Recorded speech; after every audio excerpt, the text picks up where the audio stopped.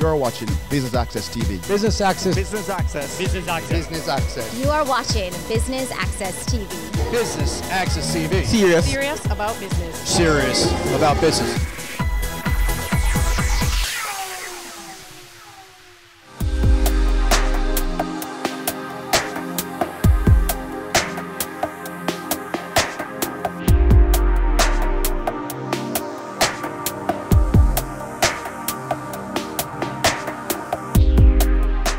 Welcome to the 14th staging of the Jamaica Stock Exchange Best Practices Awards. The nominees are vying for the win in over 5 categories, including the most prestigious of them all, the Governor General's Award for Excellence. My name is Amashika Lauren, and this is Business Access TV. Stay tuned for all the highlights.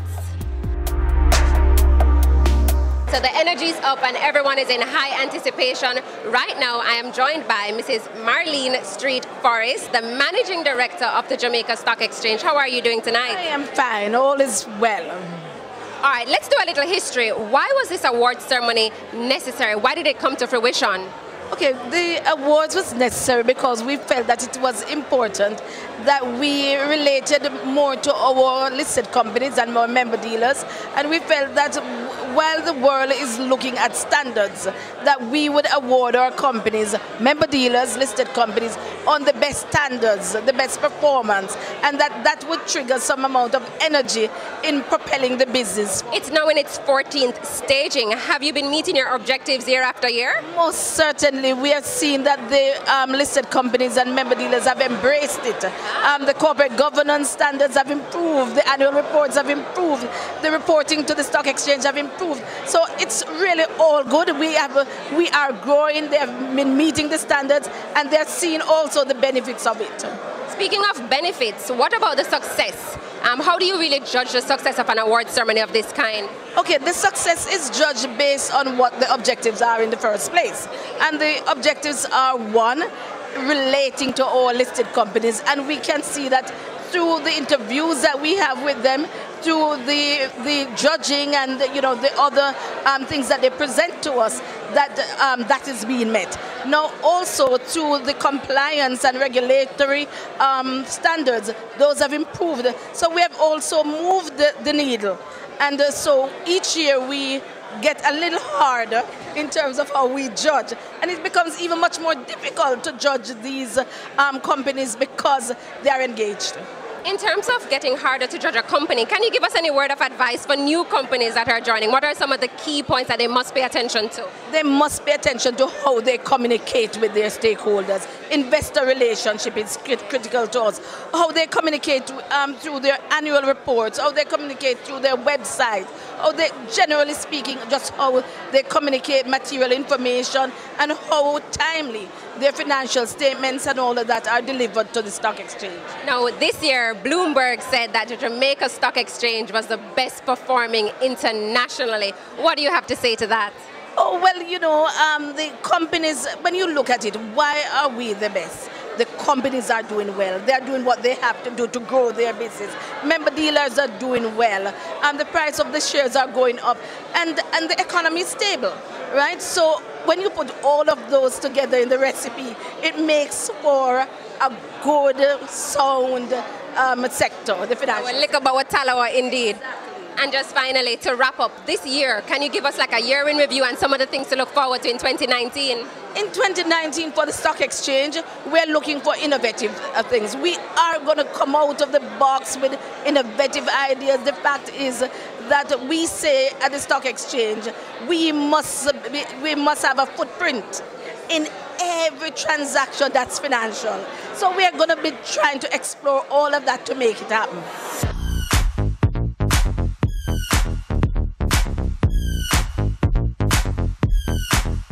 Stolen a minute to speak to Professor Neville Ying. He's the chair of the Best Practices Committee. Sir Ying, tell us a little bit about the growth that you have seen with the businesses over the years that have been nominated. Well, over the 14 years, we have definitely seen growth in terms of how the companies are performing on the criteria. And in fact, this year, companies are making an effort to come in and find out about the criteria. Right. We have also seen growth in terms of the increase in scores as companies have had, both on the senior or main market and the junior market. In terms of the selection process, though, describe what are some of the things that you're keen in looking for? Well, first of all, we look at a comprehensive picture of the company, how all the parts of the company are working together in harmony. We look also as to what are the core values of the company. Next, we look at their attention to customers, their customer service, and whether the customers are satisfied. And also whether they're giving customers information that can help them to make sound investment. Are there any new categories or anything new that we can expect tonight in the award ceremony? Not really, because we haven't added any new categories this year. We have brought on stream over the years corporate governance. But this has settled down and people are beginning to understand that, and we are seeing great progress in that area. And finally, if you were to give some advice to new companies being listed, what would your first piece of advice be? The first advice is get to know what the criteria are. The second advice to all companies is to now look to the future. The future is going to be shaped by disruptive technologies like artificial intelligence and blockchain. So companies have to get themselves ready for that. Also, the whole world has changed in terms of who will control economies. So the PricewaterhouseCoopers, for instance, forecast is that the top 6 countries in the world are going to be China, India, USA, Indonesia, Brazil, and Russia. So we have to start aligning ourselves with those companies in terms of our trade and investments that we do.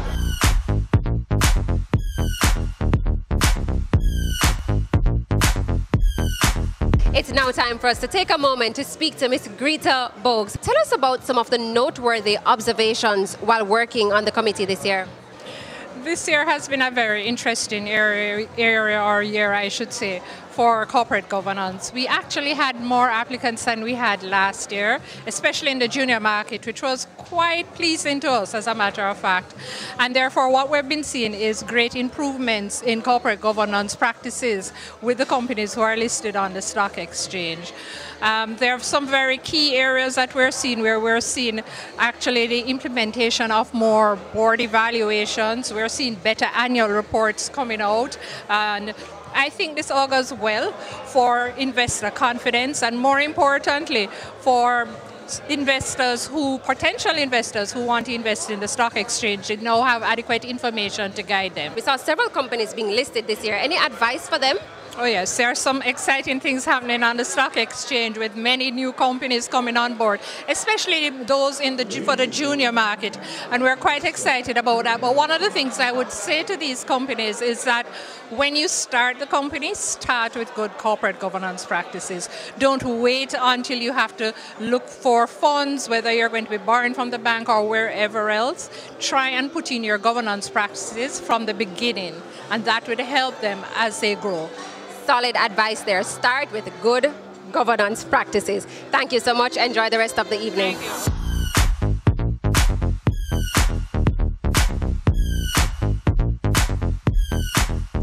It's now time for a break, but stay with us. Much more after this.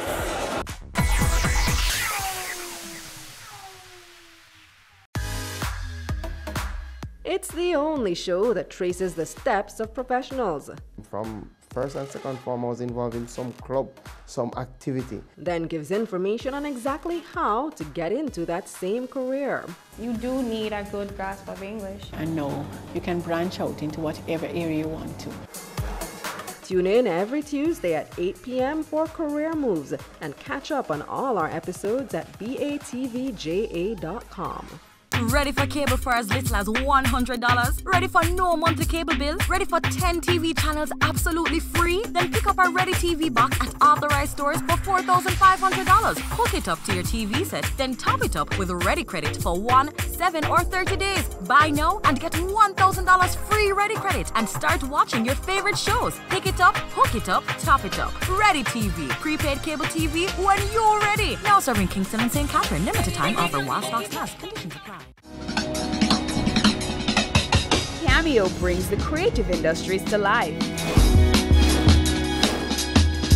highlighting creatives in different fields each week. Art. My life turns art. I breathe, I eat art. Fashion. Food. Without a customer, we're nothing but four walls. Music. Film. Cameo. Only on Business Access TV.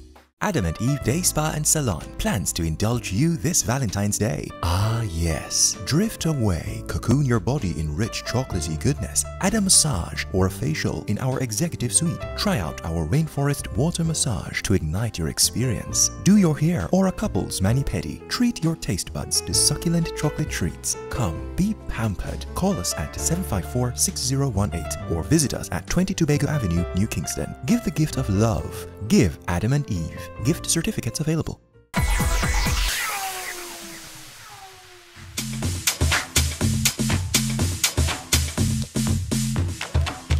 Welcome back and thanks for staying with us. Now let's join our presenter on stage. To welcome you officially, I'd like to invite someone whom you all know very well. She hardly needs any introduction, but for matters of formality, I will just say, please help me welcome the Managing Director of the Jamaica Stock Exchange, Mrs. Marlene Street Forrest. It is an honor and indeed a privilege to welcome you to this, our 14th Best Practices Awards ceremony.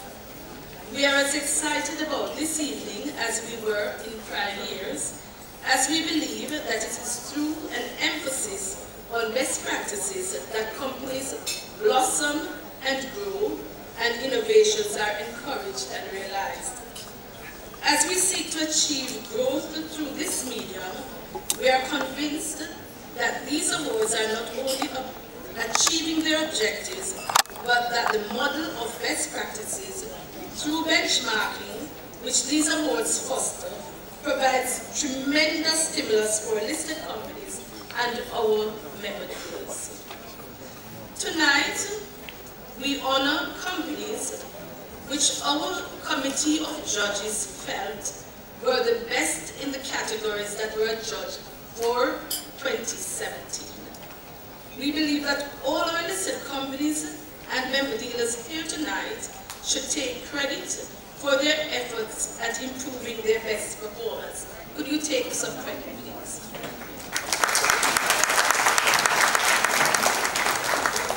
These awards would not have been possible without the work of our Best Practices Committee. We thank them for their hard work, commitment, and enthusiasm, and really they are very enthusiastic when they come to judge the companies. To our listed companies and member dealers, we say thanks again for making a market we can all be proud of.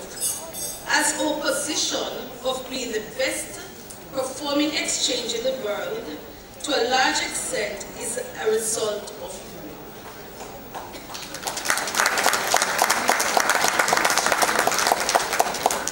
Once again, it's my sincere pleasure to welcome you all to this award ceremony. You honor your peers and us with your presence and support of the efforts, and we are thankful and we are also encouraged. This year it's going to be a little different. The approach we're taking is a little different, and what we are going to be doing at this point is to share with you, journey with you through a short video as to what we have done over the past. I'm Marlene Street Forrest, Managing Director of the Jamaica Stock Exchange. The Best Practices Awards was introduced in an effort to recognize listed companies and member dealers who upheld the best practices in the industry. The Best Practices Awards have evolved over the period since 2004 until now. We have introduced more areas to be adjudged. We have introduced the Governor General's Award, the prestigious award that all listed companies strive to achieve. And what we have done also, we have moved ahead with a greater focus on the member dealers to stimulate how they interact with their customers and the exchange, and how they bring new companies to market. We have been fortunate to have a 19-member committee and subcommittees to support the entire judging of the companies, the listed companies and member dealers. This is fortunate because when we started the awards, we had 40 companies listed on the exchange. Now we have double that in terms of 80 companies that are listed, and yet there is that enthusiasm from our committee members to continue to judge, and they are not paid members, by the way, they are all volunteers.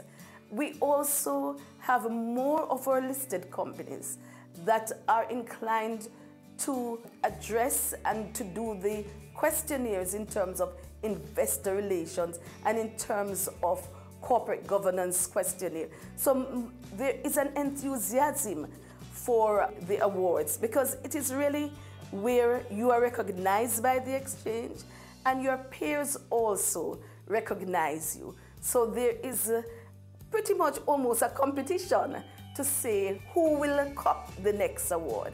We have also moved into the Corporate Governance Index, which is also a measurement of governance, and that will again be in sync, so to speak, with the Best Practices Award, again emphasizing the need for best practice, the need for working towards changes in the organization such that the entire landscape, Jamaica landscape, will be much better and will be in sync with the international standards. We wish to thank all the listed companies that have contributed to making these awards possible, because without you, there would be no award. You have worked diligently over the years, you have been recognized by your peers, and we also recognize the fact that you take these awards seriously. The growth in your business is as a result of best practices, and we want to encourage you to continue to do what you're doing best in order to grow your company and by extension, Jamaica.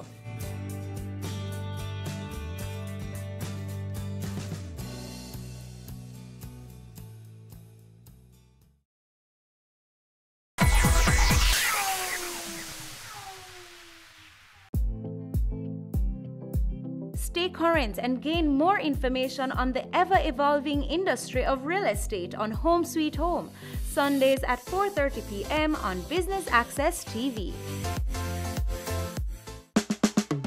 Caring Hands Season 3 continues to effect change in a changing environment. Many of us were raised by grandmothers, right? So, I mean, we know the wisdom that these people have. Going beyond business. The little leaders of today are our leaders of tomorrow. And with the proper education, we'll have very good leadership coming from that. That's Season 3 of Caring Hands, creating change and shaping lives, every Sunday at 5:30 p.m. on Business Access TV.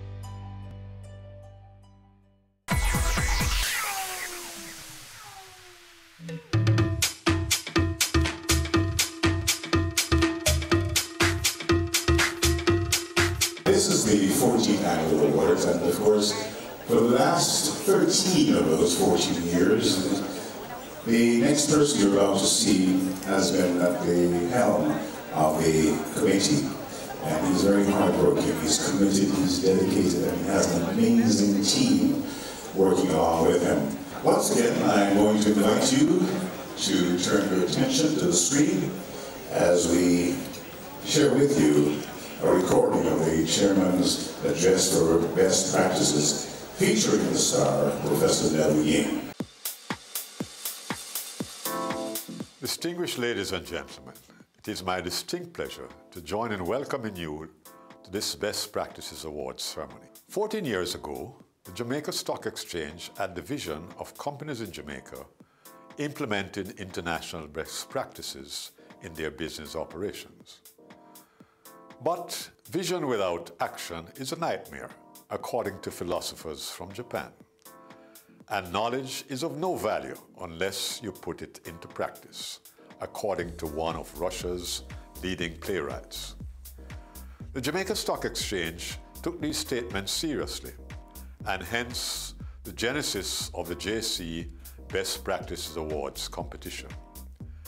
The overall strategic objective of this competition is to ensure that companies in Jamaica not only know about international best practices, but are also implementing them.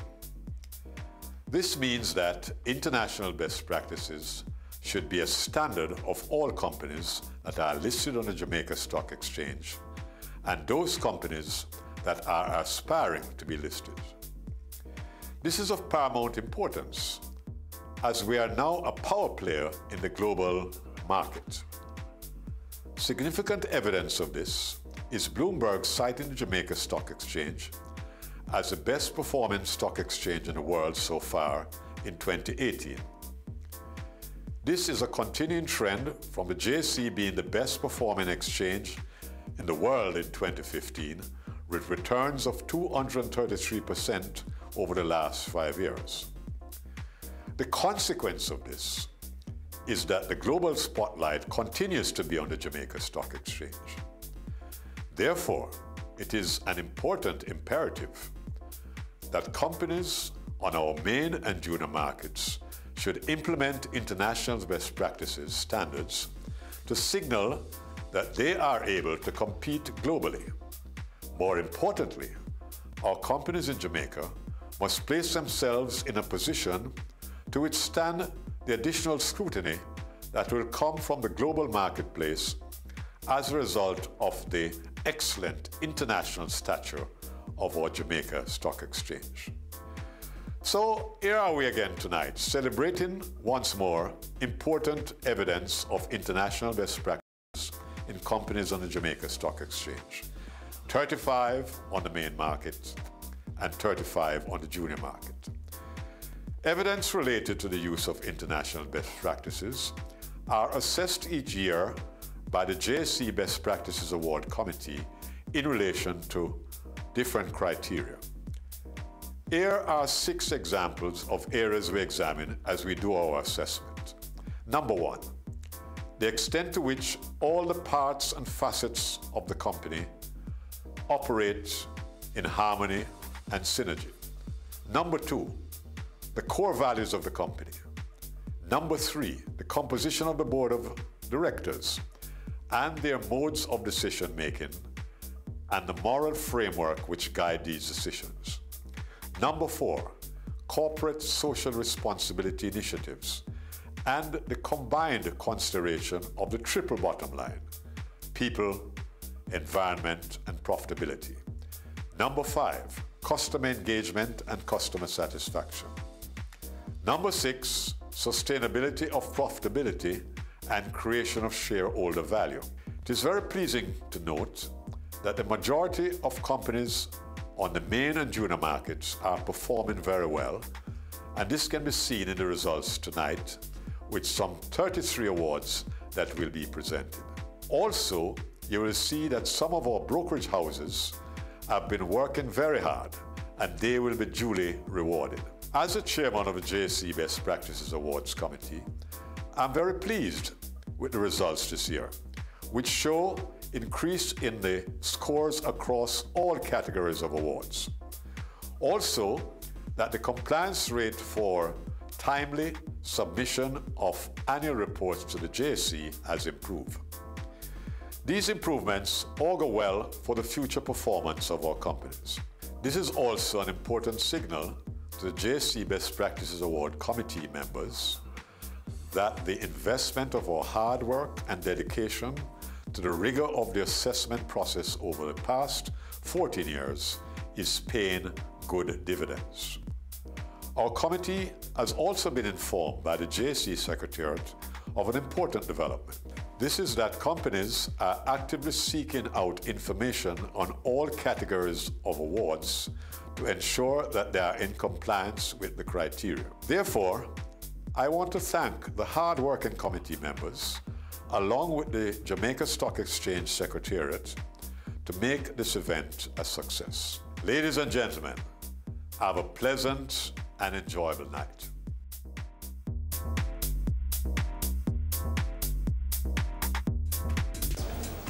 I'm going to ask the following committee members to join us up here. Starting with Ms. Greta Bowes, Ms. Lisa Bell, Mrs. Lisa Bell, Mrs. Audrey Richards, Dr. Nsombe Jaja, Ms. Alicia Hussey, Mrs. Marlene Street Forrest, Dr. Janice Simmons Fisher, Ms. Sherry Ann McGregor, Ms. Carrie Ann Brown, and Ms.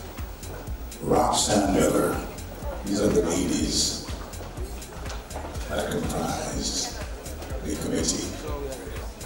So, give them a hand.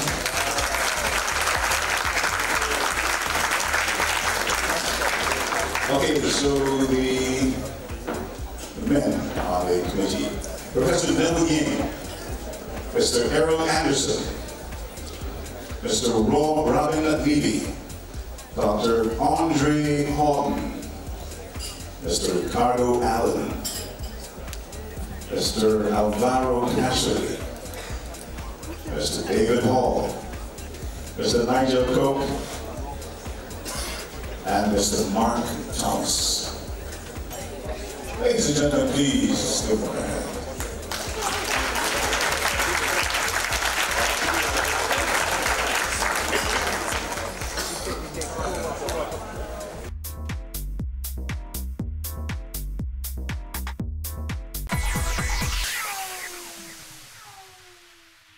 Have you seen it? It's BATV Live. Live streams of business news weekdays at 7:30 p.m. Stay on point Thursdays at 8 p.m. with our Business Current Affairs show, and Weekend Business Report Saturdays at 7:30 p.m. wherever you are. Log on to our Facebook page at Business Access TV or visit our website at batvja.com. Live and at your fingertips. Business Access TV, serious about business. Adam and Eve Day Spa and Salon plans to indulge you this Valentine's Day. Ah yes, drift away, cocoon your body in rich chocolatey goodness, add a massage or a facial in our executive suite. Try out our rainforest water massage to ignite your experience. Do your hair or a couple's mani-pedi. Treat your taste buds to succulent chocolate treats. Come, be pampered. Call us at 754-6018 or visit us at 22 Bago Avenue, New Kingston. Give the gift of love. Give Adam and Eve. Gift certificates available. Having a corporate event, seminar, awards show, conference, product launch, workshop or expo? Business Access TV is here to showcase your event. Contact our sales department at 908-0919, 906-6357 or 908-2775 for more information. Business Access TV, serious about business.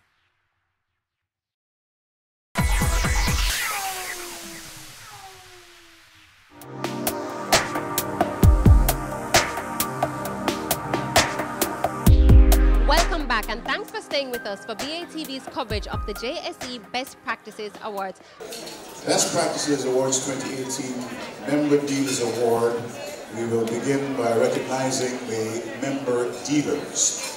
The member dealers are given awards in several categories. The first category is in revenue generation and market activity. Now, in this category, the JSE will recognize member dealers that 1. during the year traded the most value on the exchange, and 2 participated in JSE's programs. The first runner-up, Mayberry Investments Limited.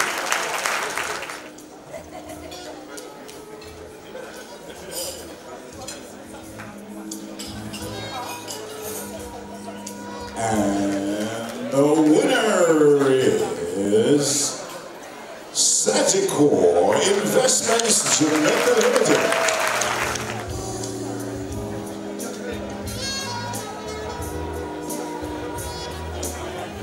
The award in the next category, Investor Relations. This award recognizes the member dealer that consistently exceeds customer expectations by providing excellent customer service.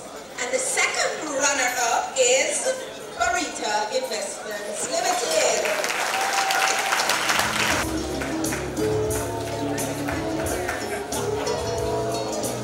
You know, many years we have really had the problem of distinguishing between the winners. And so this year, again, we were having a difficulty coming up with a tiebreak. The first runner-up is JMMB Securities and Stocks and Securities Limited.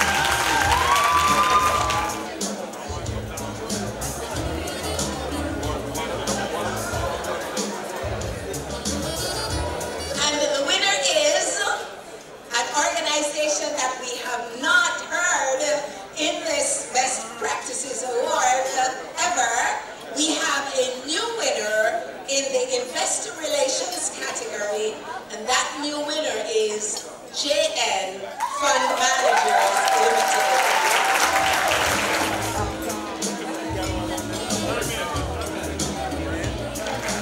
So the next presentation is the JSE Member Dealers Award for Best Website.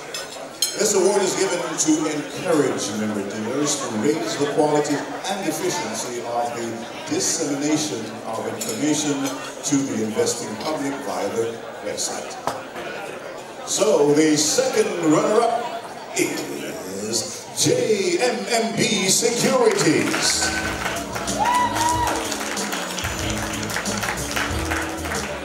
And the first runner-up, are you ready? Sagicor Investments Limited.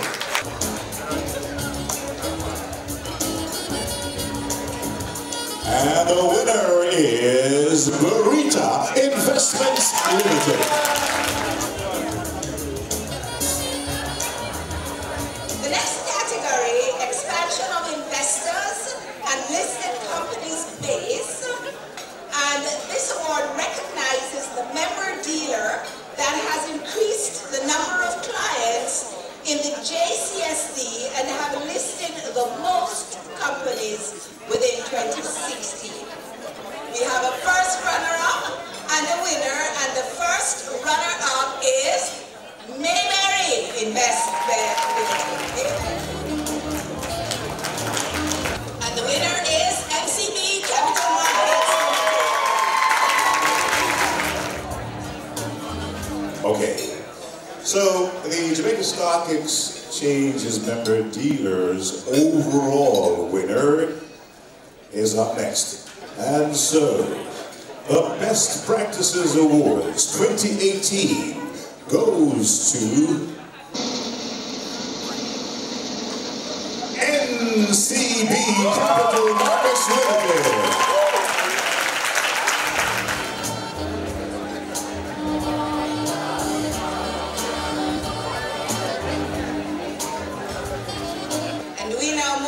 To the Listed Companies Award. The first presentation in this category is the Annual Report Award for both the junior and the main markets listed companies. This award is given to encourage publicly listed companies to produce clearer, more reader-friendly annual reports and to provide greater insight into the company's financial affairs, governance practices, and business activities. The first category of awards will be made to the junior market companies, followed by the main market. The second runner-up in this category is Lasco Distributors Limited.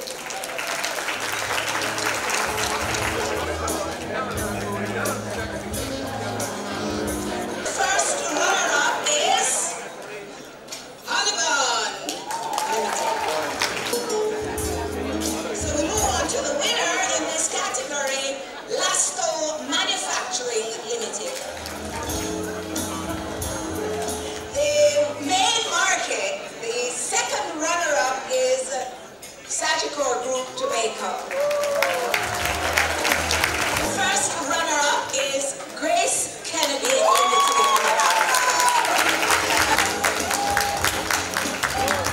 And the winner is, drumroll,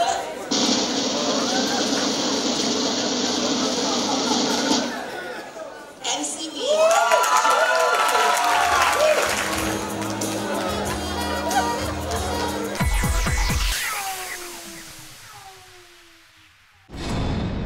Are back with another exciting, innovative, and inspiring season. It takes a lot of stick-to-itiveness, being consistent and persistent in whatever you're doing. That's the bottom line. Business exists to add value to people's lives. And if we're not doing that, might as well we knock down the store and just call it a day. It's a season 3 of Creating Wealth, Mondays at 8 p.m. on Business Access TV. Go for God Family Church. Today's message is for those of you who thought that Jesus was finished. Inspiring messages. I'm here to tell you today that you are excellent. God is excellent. Empowerment from biblical motivation. To be glorified means to endow with authority. A woman is a powerful, creative being. Join Pastor Christopher Morgan and the Go for God team as we go for God.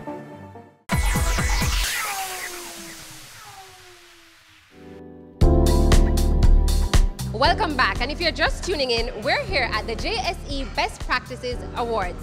Now for some more highlights.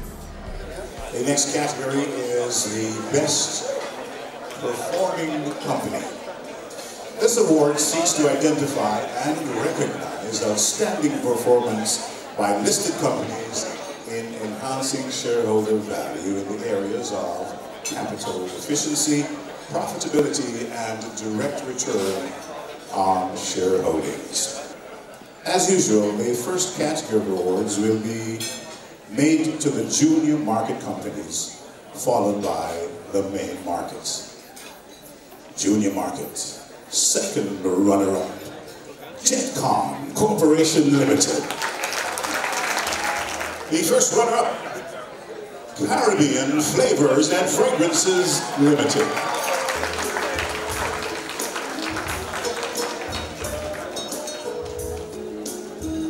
And the winner is, for a nice ride every time, Knutsville Express Services Limited.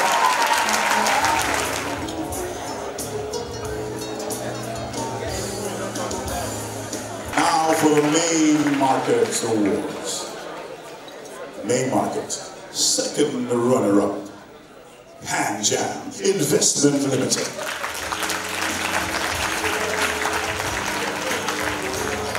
The first runner-up is Smoking Carreras Limited. Keep the applause going. The winner is, I know they're here, I saw them, and now for the surprise, Pulse Investments Limited.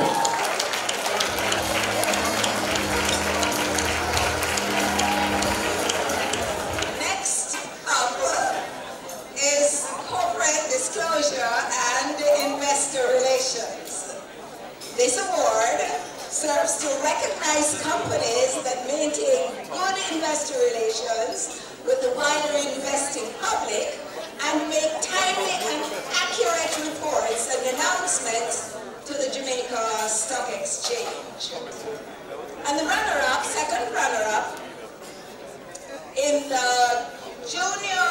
market is T-Tech Limited. First runner-up is Paramount Trading Jamaica Limited. And the winner, drum roll!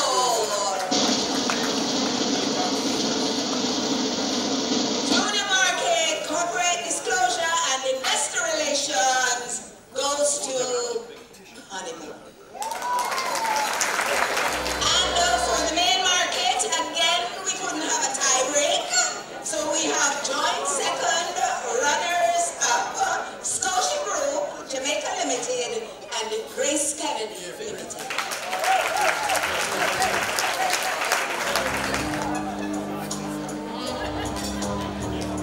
And for the main market, first runner-up, JMME Group Limited. Winner is XCB Financial Group. So, next presentation, Best Practices Website. Now, this award seeks to encourage listed companies to raise the quality and efficiency of the dissemination of information to the investing public via their website. The second runner-up, T-Tech Limited.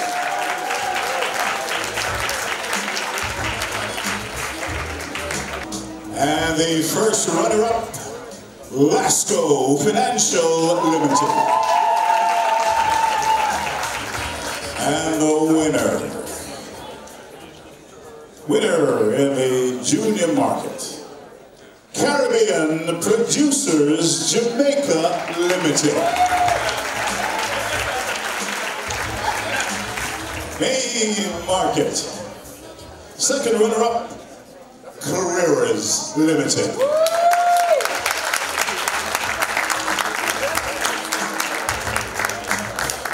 And the first runner-up, Sagicor Group Jamaica Limited. And now, for the winner, you've seen them before. Please welcome them back, Burrita Investments Limited. And so our next award is for PSOJ. Don't get distracted, folks. Let's come back to a focus. Thank you. The PSOJ JSE Corporate Governance Award. This award seeks to recognize companies that demonstrate and practice outstanding corporate governance.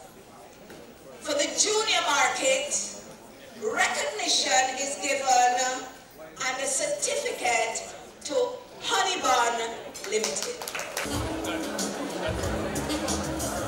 For the main market, the second runner-up, actually we have joint runners-up, JMMB Group Limited and Scotia Group Jamaica Limited for the second runner-up.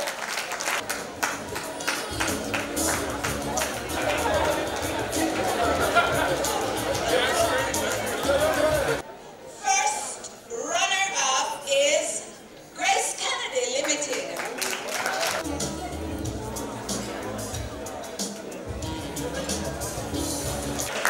And the winner in this category, that's the PSOJ JSE Corporate Governance Award, goes to XCB.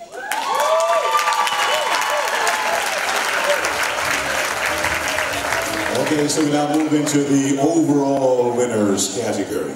Now, the overall winner of the junior market will receive the Governor General's Award for Excellence. And now, for the moment you've all been waiting for, the JSE's Junior Market Best Practices Award overall winner is Honeybun.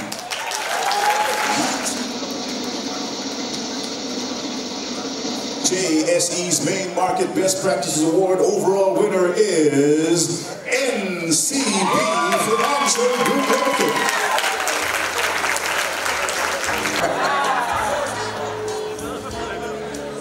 Yeah, well, and yeah, you know, yeah. My. JC's Main Market Best Practice Award overall winner, the NCB Financial Group Limited. We're now going to take our final break, but don't go anywhere. We have more highlights for you after these messages.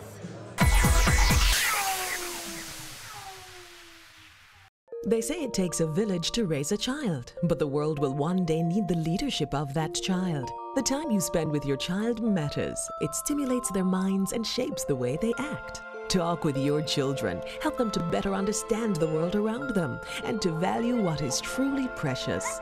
Above all, the most valuable gift you can give them is love. Play, talk, teach, love. Take the time. It makes all the difference. A message from the Parenting Helpline and Ad Council Jamaica.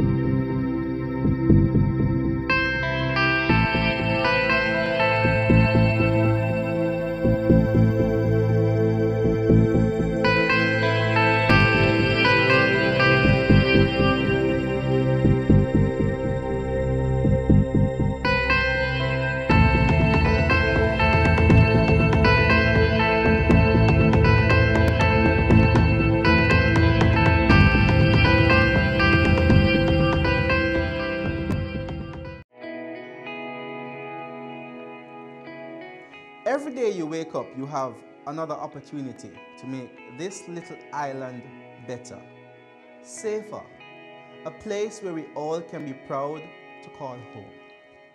It's time we all recognize that every little thing we do has an impact on the Jamaica we live in now and the country we're leaving for our children. So promise me this, promise yourself this: no more will we tolerate criminals, even if it's our relatives. Tell them they're doing something wrong. Tell them to stop. Tell them no more robbing our children of the Jamaica they deserve.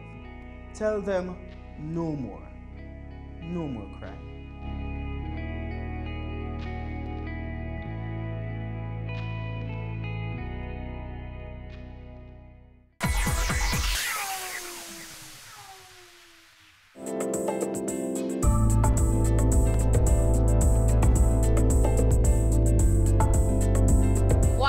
It has been. I am now joined by Alicia Hussey.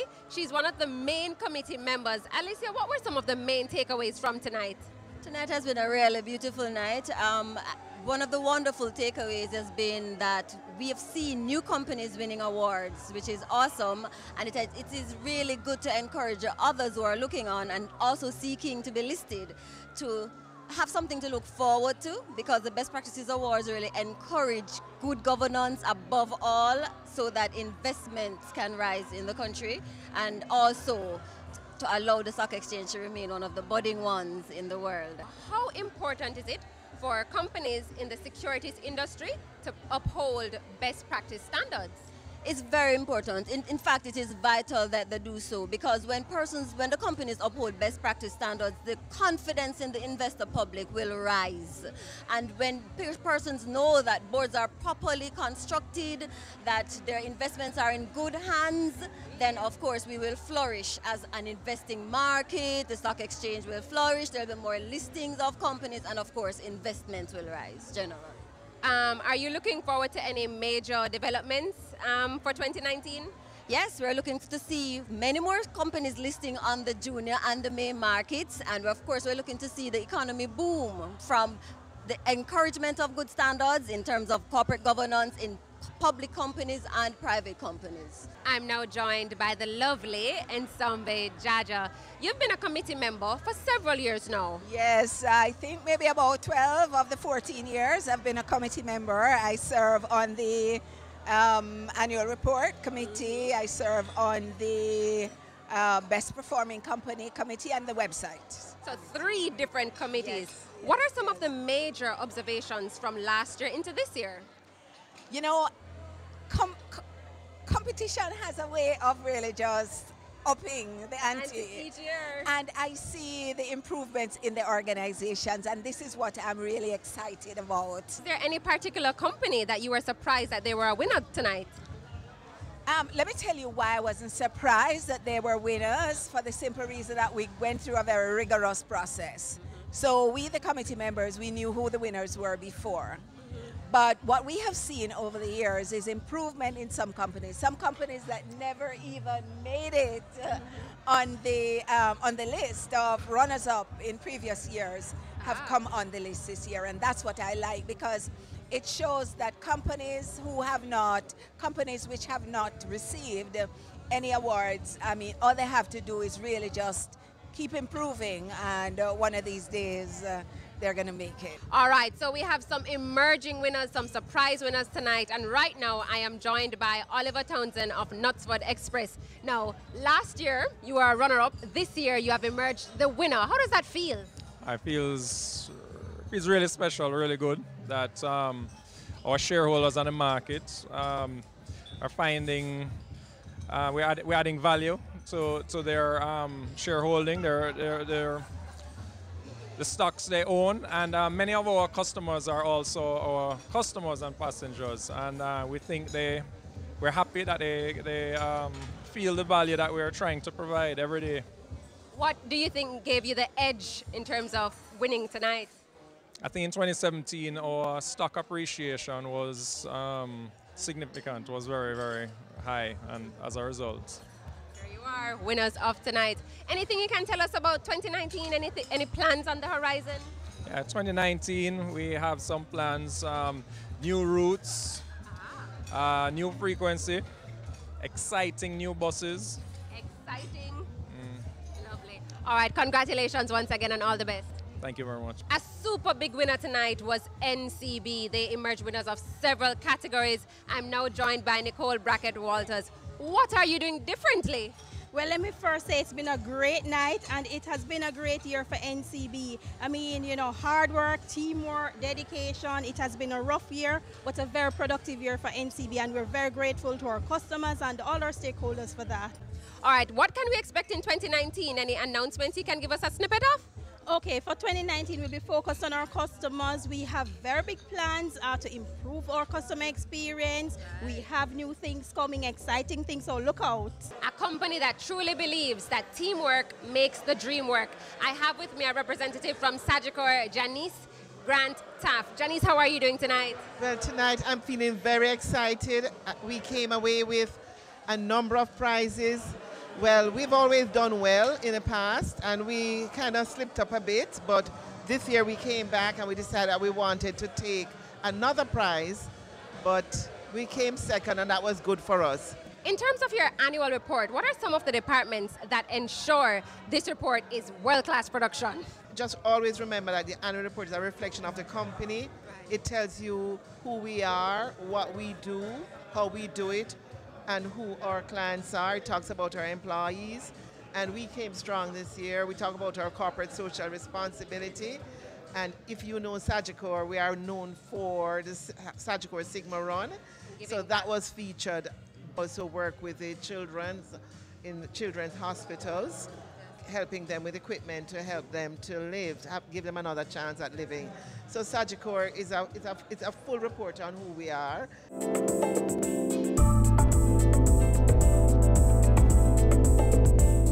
To the end of our coverage of the JSE Best Practices Awards. We wish to commend all the winners tonight and congratulate the JSE on another successful staging of this event.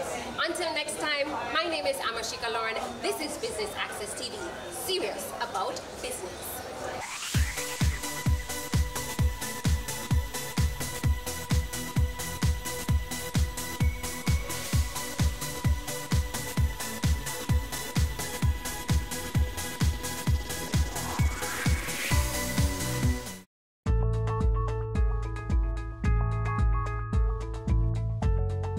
Carousel came at a time when we really needed internet service for teaching and learning in the classroom. So we embraced it.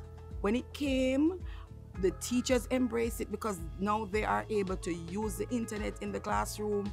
They don't necessarily have to download things prior to learning. Since we have gotten the internet, I must say that there is a great enthusiasm about learning, having access to different resources via the internet. You know, you just see a difference in the students as to how they approach, you know, finding out new information. Before we had the internet service, we had problems using our laptops, getting e-stories to our children. And you know, there are other things in the curriculum that we needed to use the internet with, and we could not because we didn't have any service. And it was free. So, you know, it was very much appreciated. So thanks to Claricel, they have made it so much easier for us. We could not meet our demand, and we lost the light owing $72,000. And whether you want to believe it, yes or no, a man struggling and still yet he saw it fit to write a check for $40,000 to the Trinitarian Basic School so that we are able now to have light. This is the best internet service that we have received in this community.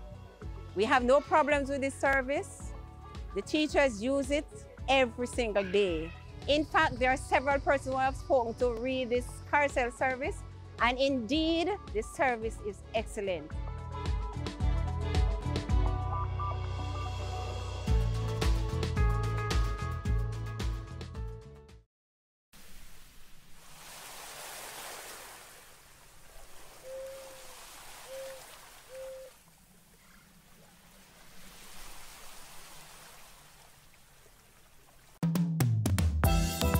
The Caribbean is a rich biodiversity hotspot.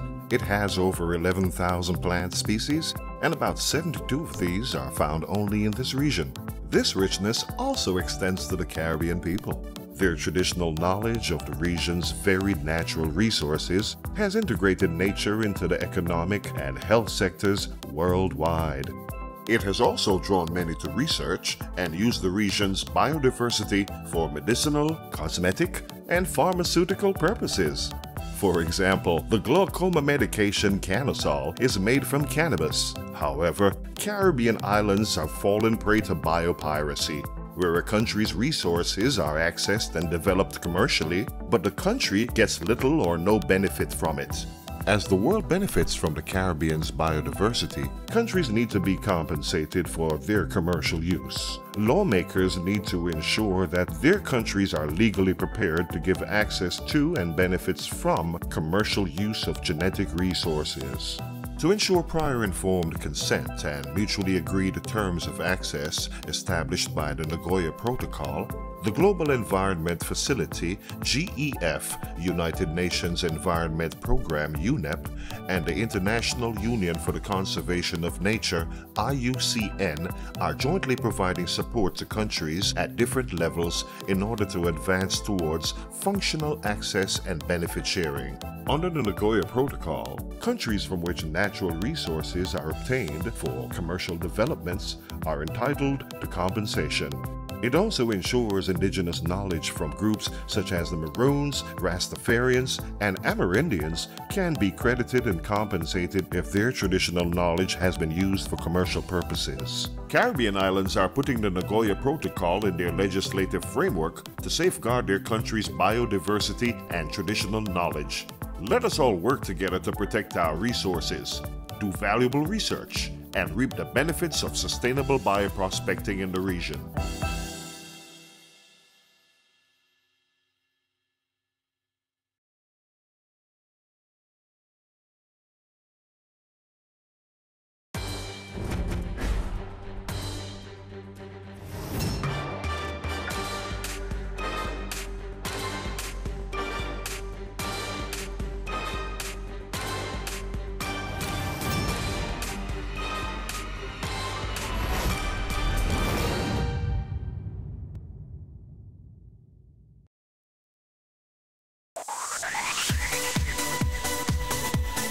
You're watching Business Access TV. Business Access. Business Access. Business Access. Business Access. You are watching Business Access TV. Business Access TV. Serious about business. Serious about business.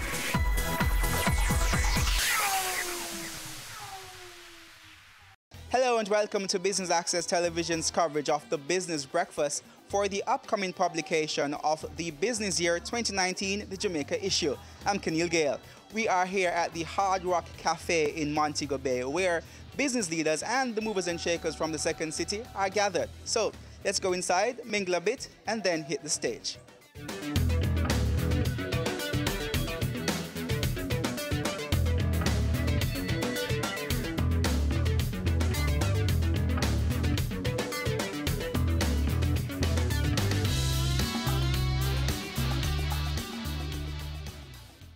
So we are delighted to have you to participate and share in our second edition of the Business Year Breakfast in Mobay.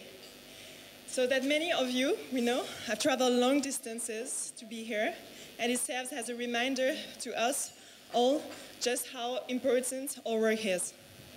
So as a natural lover and a big traveler, I truly think that Jamaica is one of the most beautiful places in the world.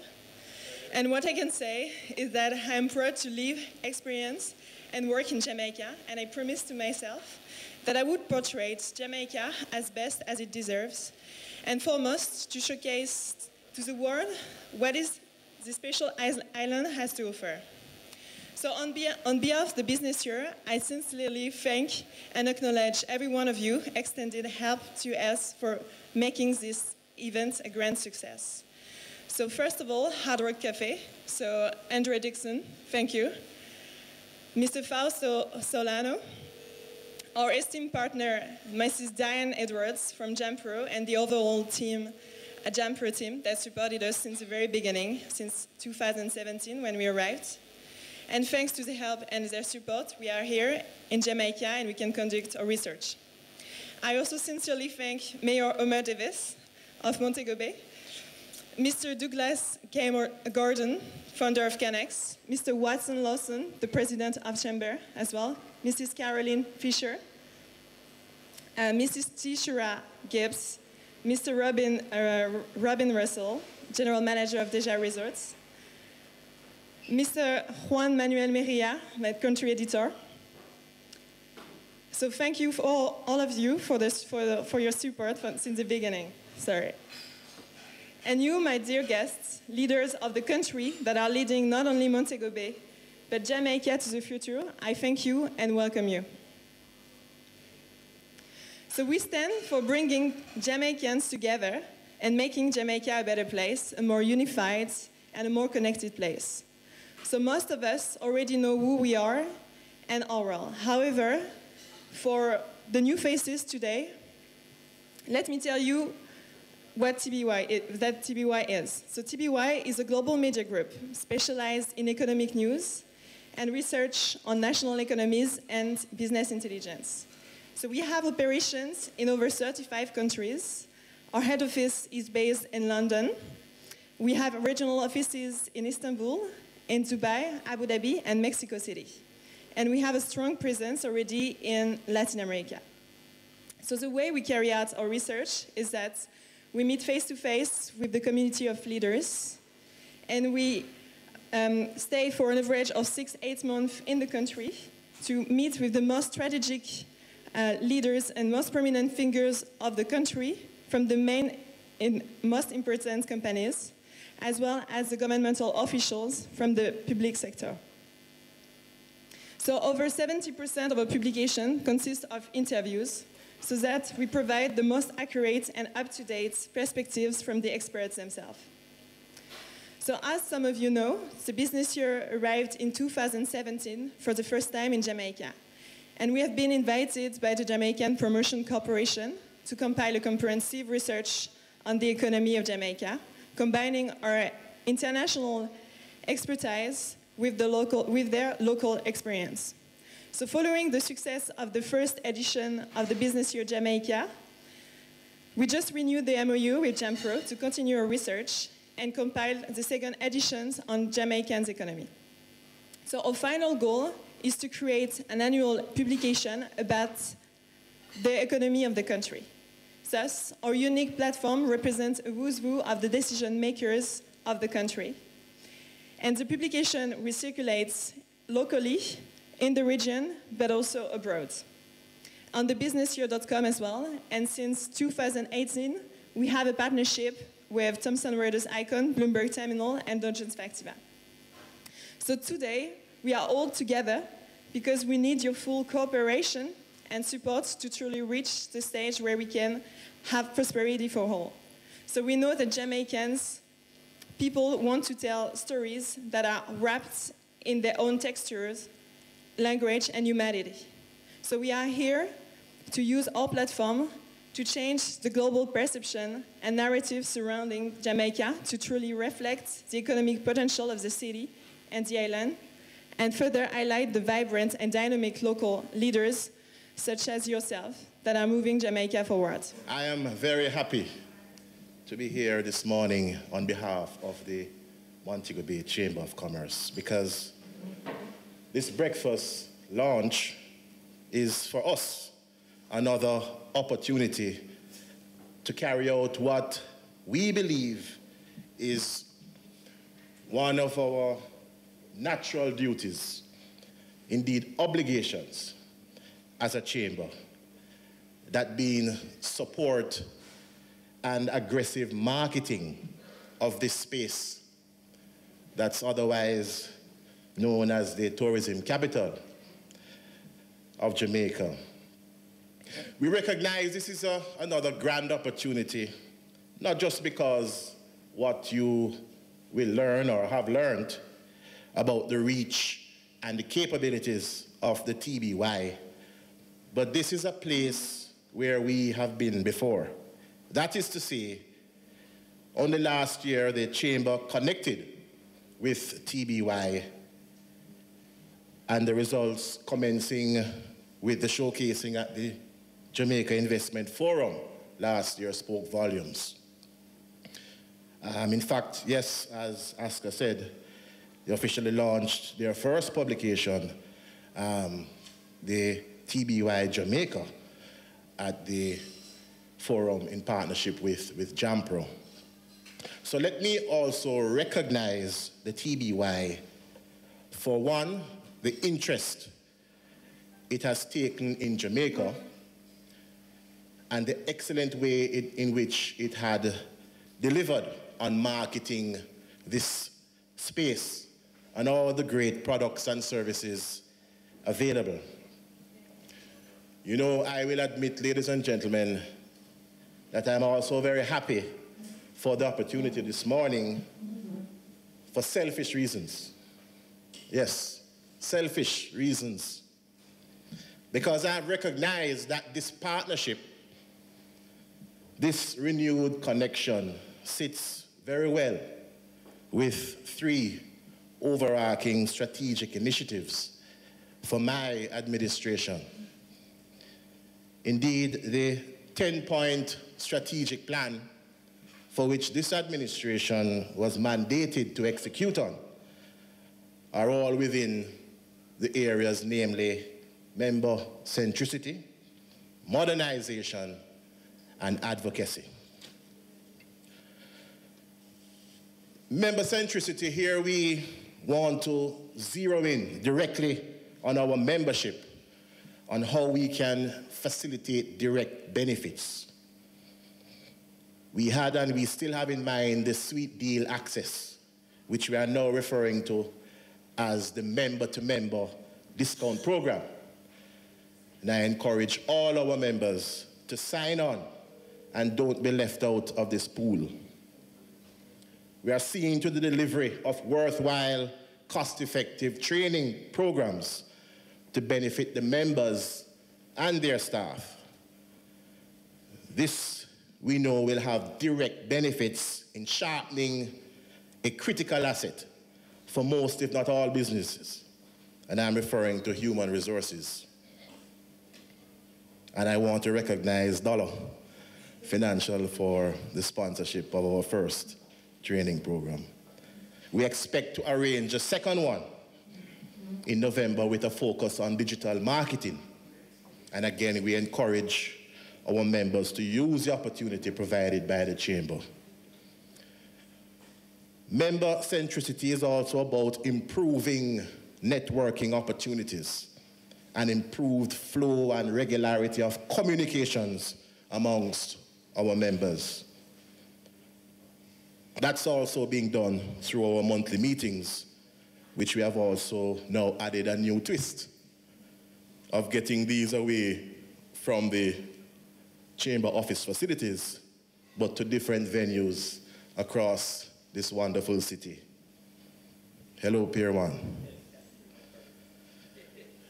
The TBY Jamaica connection gels with this mandate of member centricity, as what is top of mind for us is our membership being able to reap the benefits, those who decide to utilize the services of TBY, they should reap the benefits from the tremendous reach and capabilities for which TBY Jamaica offers.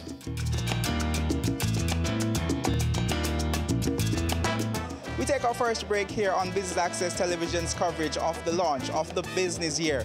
We are in Montego Bay, and when we come back, we will hear from the mayor of Montego Bay, Homer Davis.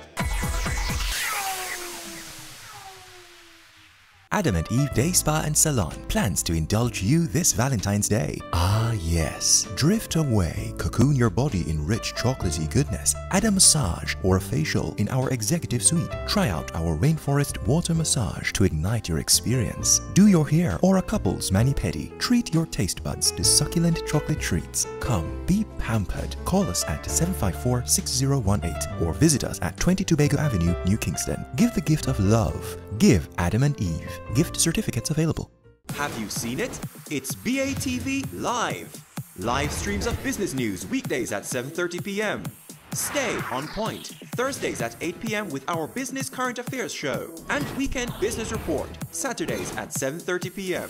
wherever you are. Log on to our Facebook page at Business Access TV or visit our website at batvja.com. Live and at your fingertips. Business Access TV, serious about business. It's season 12 and Wealth Magazine Business Access is here to keep you business savvy. With an impressive mix of some of Jamaica's most inspiring business moguls, we continue to keep Jamaica informed, empowered, and ready to dominate. Tune in Sundays at 5 p.m. only on BATV. You're watching Business Access. Business Access. Business Access. Business Access TV. Serious about business.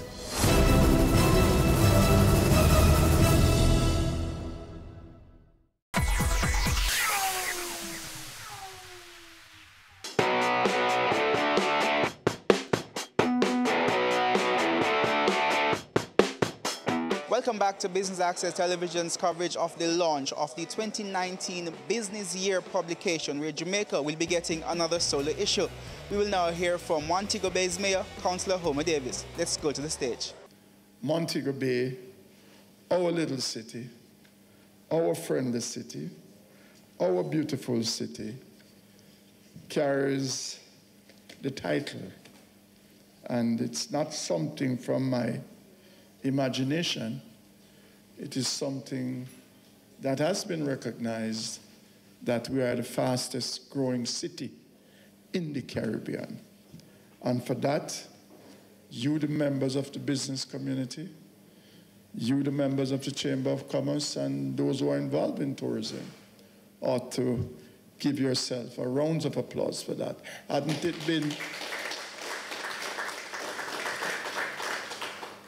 it been for you to take a risk, investment is a risk, then we would not be seeing what we're now seeing in Montego Bay as it relates to development. So, Montego Bay, the status as it is now, is due largely to work being done in marketing Jamaica as the best place for almost everything. I could say tourism, I could say BPO industry. I could say other investments, tourism-related entities. But what stands out is that Montego Bay is the preferred location. And it is a preferred location because I tell people that Montego Bay is an hospitality area. We have learned to welcome people. It doesn't matter where they are. As a matter of fact, my friend there said when he's in Montego Bay, he feels more welcome. He feels as if he's a part of a community. There's an intimacy with Montego Bay, and that is why Montego Bay is really the preferred location. You've been here for 2 weeks, you're no more stranger. You know just about everybody. You know about just all the eatery, all the drinking spots, all the place to be. And that is a good thing with Montego Bay. So we enjoying what we're now enjoying. It's not an accident. It is a culture. It is a culture that I've developed over the years. Because I came here 40 years ago, and that was the culture where the people of Montego Bay embraces their visitors, whether they are local, they are foreigners. They embrace you. And that is the thing with Montego Bay. I'd like to start by commending TBY and the JAMPRO team for the initiative to launch the publication last year and the push for a second year.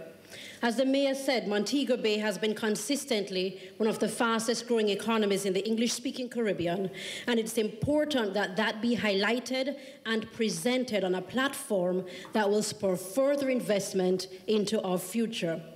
Last year, I was very active in supporting the business year's objectives because we saw it as an opportunity to highlight some of our companies and entrepreneurs, as well as to promote business in the city. And I would like to say thank you to the TBY team for accepting my proposal last year to ensure that Montego Bay had a special focus in the publication. It would be remiss of me not to also mention that I'm especially grateful for the special attention the city received at the launch of the event at the Jamaica Investment Forum in June of this year. Wearing the hat of I Love Mo Bay, I am delighted that the business year will now be giving internship opportunities to our youth to allow them to work on a publication of this caliber, reaching a global audience.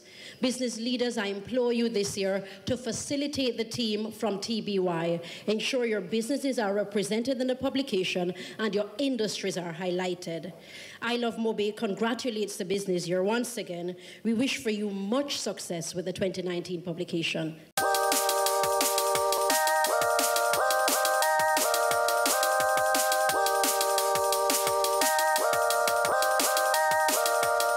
What was your major takeaway from the presentations this morning? Well, the fact that we're covering Jamaica again for this year. We did last year, and it was good highlight, good focus, and we know that there's a laser focus kind of interest now on Jamaica. We have done very well in the Doing Business report, in the Global Competitiveness Index, and so this, will take us further in positioning and presenting Jamaica as a great place for investments. So what are some of the opportunities do you see for your industry in particular from a publication such as this? Well, as you know, we're in the global services business. So our interest is customers looking to do business with existing providers, new entrepreneurs, new businesses in Jamaica. So anything that promotes the capabilities of Jamaica, that highlights the growth and development and the complementary businesses that support global services is good for our industry. In your presentation, you spoke about the importance of a magazine and publication such as this to Jamaica and to Montego Bay. How will you be ensuring or encouraging your members to try to leverage this type of exposure? Yeah, well, look, we as a chamber, we always understand the power of marketing, the power of getting your message out. You could have the very best product. You could have, it's the best thing since sliced bread. But if you're not getting your message out to the marketplace, it really means nothing. So we encourage and we will encourage our members to jump on this opportunity.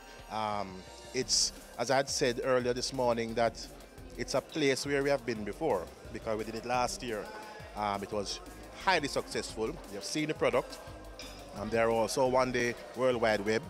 You can view it there. And they have the capacity to get your message out globally. We encourage our members to look at it and to see how well they can exploit the opportunity.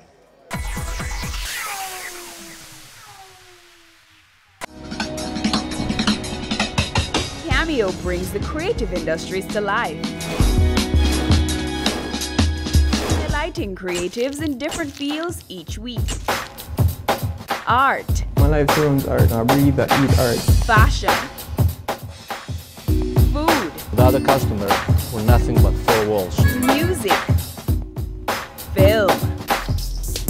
Cameo, only on Business Access TV. Go for God Family Church. Today's message is for those of you who thought that Jesus was finished. Inspiring messages. I'm here to tell you today that you are excellent. God is excellent. Empowerment from biblical motivation. To be glorified means to endow with authority. A woman is a powerful, creative being. Join Pastor Christopher Morgan and the Go for God team as we go for God.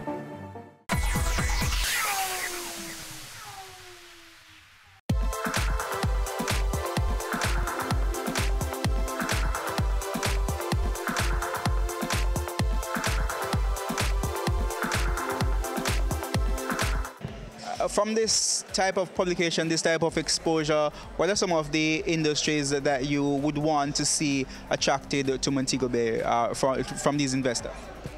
Well, Montego Bay is known for tourism,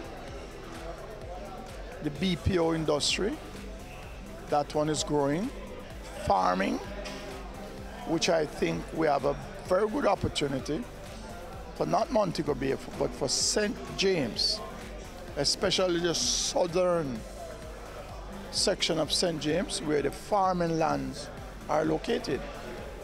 Because we have a service industry, and a great part of that service industry and this hotel industry is that the visitors who come here, they eat and they drink. I am not sure, or I could say that I don't think that we are really taking full advantage of the supply chain. So you're saying there's a lot of untapped potential there? I think so. I know so. Because from time to time you will hear things. Hotels have to be bringing in this type of agricultural produce, this type of agricultural produce. But with what I've been hearing from Minister Shaw, who is the agricultural minister, and J.C. Hutchinson, it tells me that there's a thinking now taking place that our farmers need to understand that farming is a business. And if you're running a business, it has to be run efficiently, effectively, and it runs in a way in which you can make profit and you can sustain and maintain your family and your life. Tell us a little bit about SolarBuzz. Well, SolarBuzz is a energy company focusing on renewable energy. So we install mostly solar projects for residential and commercial clients. We also do a lot of glass glazing and tinting to help reduce heat loads coming into properties to also reduce their energy consumption. How do you see a company like yours and other similar companies benefiting from Jamaica getting another issue of the business year? I think that anytime a publication like the Business Year focuses on Jamaica, they're so prominent that it shows us in a very good light worldwide, and business people around the world see Jamaica as a viable investment. So I think it's a tremendous opportunity, and I think we should be very grateful to have them focus on our island. What kind of investment do you see, or potential investors do you see being attracted by this publication in terms of to come and invest in Jamaica? Well, I mean, I think we'll continue to see the BPO market grow. I definitely see the energy sector, which I'm focused in, growing. I mean, when I read through the last publication, there was just so many different opportunities that I think that we're going to get a variety of investors looking on the island and just seeing a tremendous amount of opportunities. Even when I read through it, I was getting ideas in other sectors that I'd love to be a part of, but you just can't do everything. So. Are there also opportunities for future collaboration between local companies and overseas companies? Oh, definitely. I mean, we collaborate with overseas companies all the time. So, you know, you have to understand your expertise and where you are in your business cycle. When Solar Buzz was just starting out, I knew that I needed some guidance. So I partnered with bigger companies than myself from overseas, and I cut them in on the deal, and they helped to train us and bring us up to standard of international standards where we are now. So yes, you know, strategic partnerships are a great opportunity to grow and become viable on your own. Tell us a little bit about what are some of the expectations for the 2019 Jamaica publication? So our expectation is to portray the economy of Jamaica and meet face-to-face with the community of leaders and investors of Kingston, Montego Bay and the whole part of the island, in order to highlight the business opportunities, but also highlight the economic trends of the country. And our final goal, you know, is to create an annual publication about the economy of Jamaica, and as well as attracting and boosting the economy of Jamaica, but attracting as well foreign direct investment in the country.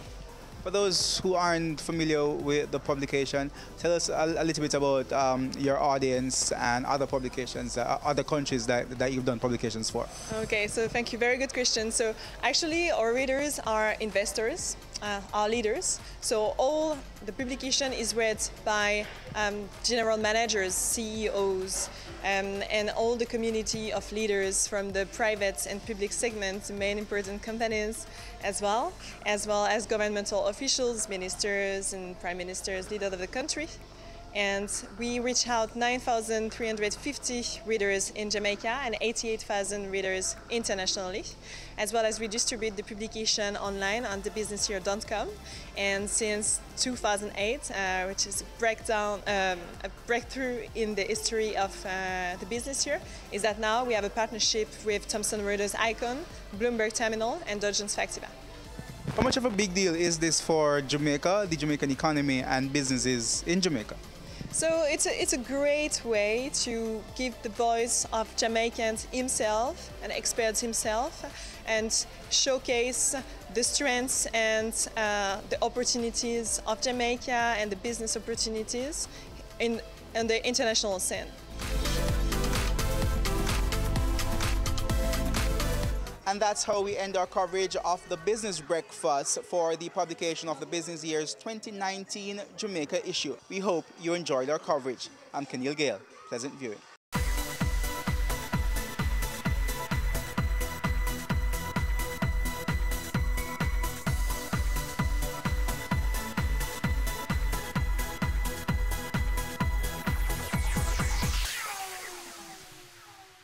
They say it takes a village to raise a child, but the world will one day need the leadership of that child. The time you spend with your child matters. It stimulates their minds and shapes the way they act. Talk with your children. Help them to better understand the world around them and to value what is truly precious. Above all, the most valuable gift you can give them is love. Play, talk, teach, love. Take the time. It makes all the difference. A message from the Parenting Helpline and Ad Council Jamaica. Ready for cable for as little as $100? Ready for no monthly cable bill? Ready for 10 TV channels absolutely free? Then pick up our Ready TV box at authorized stores for $4,500. Hook it up to your TV set, then top it up with Ready Credit for 1, 7, or 30 days. Buy now and get $1,000 free Ready Credit and start watching your favorite shows. Pick it up, hook it up, top it up. Ready TV. Prepaid cable TV when you're ready. Now serving Kingston and St. Catherine. Limited time offer while stocks last. Conditions apply. We are serious about the business of real estate, so catch Home Sweet Home Sundays at 4:30 p.m. or if you missed it, check our website at batvja.com.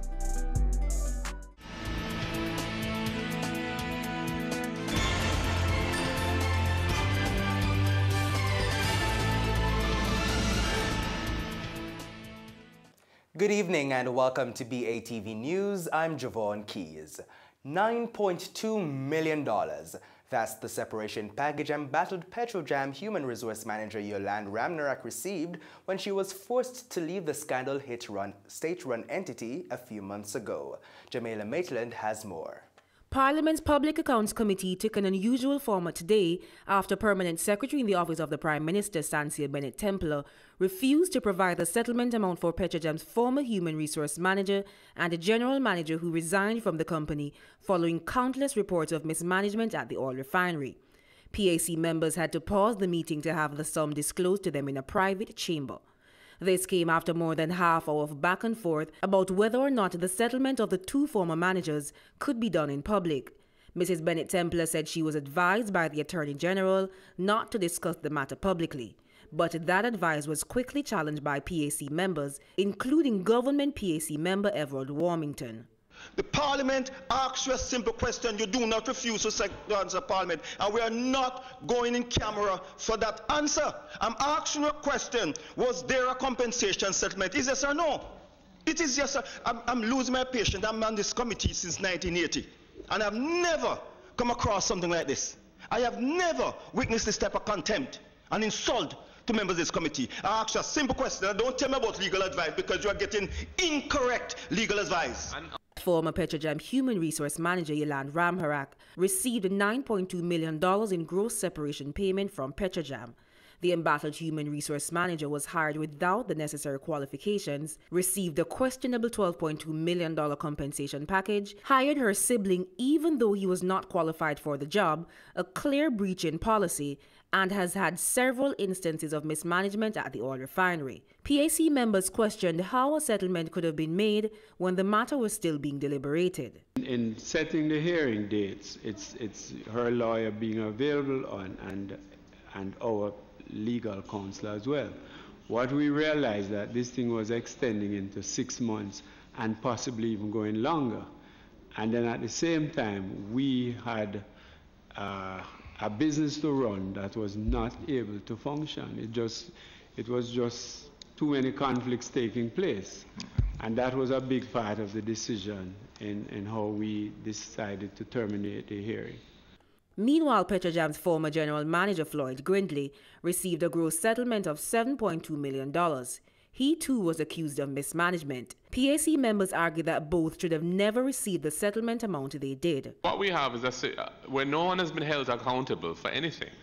They've all got payments either in accordance with their contract, in this instance $5.2 million, or discretionary payments arrived at by way of a settlement for a much bigger sum in the case of the very generous. Has anyone else been paid money for separating Mr. Watson? That I would like to find out. No. The procurement manager resigned. There was no payment. For BATV News, I'm Jamila Maitland. Transport and Mining Minister Robert Montague says the government is moving to regularize the robot taxi industry by encouraging operators to register as a company with the Transport Authority. The minister says the ministry is also moving to allow persons to craft their own routes and register them, so there is no excuse not to apply. The Transport Minister adds that another strategy being employed is limiting the number of licensees held by a private citizen. He says transport operators will not be able to get more than 3 private licenses. Once that number is exceeded, the individual will need to change registration to that of a company.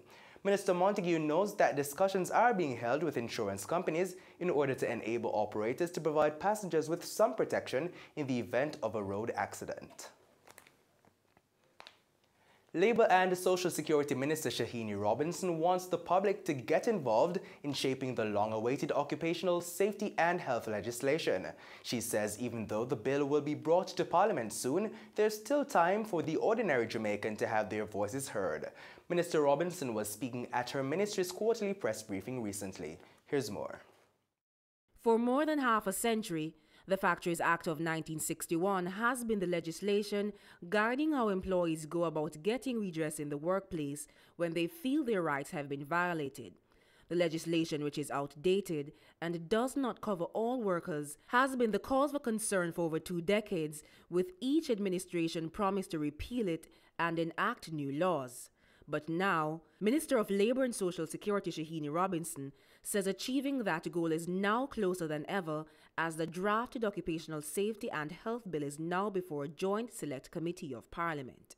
The Ministry continues to leverage its resources in executing its monitoring and enforcement responsibilities under the existing Factories Act. But as you know, that legislation will be repealed shortly by a new Occupational Safety and Health legislation. The draft bill is currently before a joint select committee of Parliament for consideration. Minister Robinson says the committee last met in January to examine responses from stakeholders to ensure that the bill addresses all workers' concerns. The committee had its first sitting on November 21st, 2018, and a subsequent sitting on January 15th, 2019. The committee has been deliberating on submissions received from both private and public sector organizations. She says the bill is available online where the public can review it, make comments and suggestions. The minister says the bill will become a game changer for Jamaicans. I urge every Jamaican worker and employer alike to become familiar with that new piece of legislation, as I dare say it will be a serious game changer for us in Jamaica. The bill is available on the Parliament's and the Ministry of Labour and Social Security's website. Interested persons are invited to submit their comments on the bill to Parliament. For BATV News, I'm Jamila Maitland. Meanwhile, the Jamaica Productivity Center, JPC, situated in the Ministry of Labour and Social Security, will be collaborating with the Jamaica Promotions Corporation, JAMPRO, to boost the competitiveness of micro, small and medium-sized enterprises, MSMEs. This will be done under the Export Max 3 program. The support is facilitated under a Memorandum of Understanding signed by the entities. Labour Minister Shahini Robinson says the JCP continues to fulfill its mandate of assisting in driving economic growth by enhancing the productivity and competitiveness of firms. She says the entity will work with 50 export-ready firms over the next 3 years under the JAMPRO Export Max 3 program to build their capacity and productivity skills. Export Max 3 is geared towards providing focused capacity building, advocacy and market penetration support to exporters and export-ready firms. The goal of the program is to enable the companies to be competitively positioned to take advantage of market opportunities, to increase the export of non-traditional products, and support the development of Jamaican MSMEs. And when we come back, Tourism Ministry hopes Rum Festival will boost visitor arrivals. This and more after the break.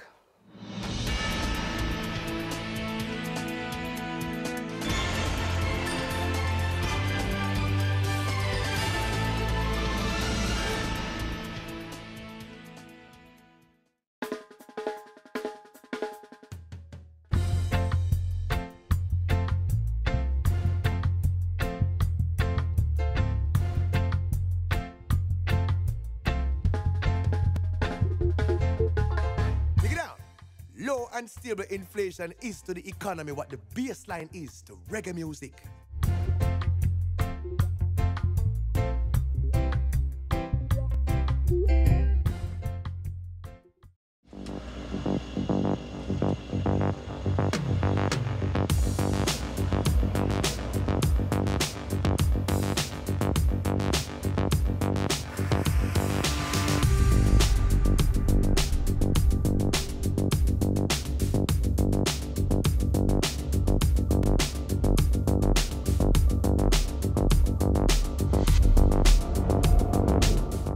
Mercedes-Benz, the best or nothing.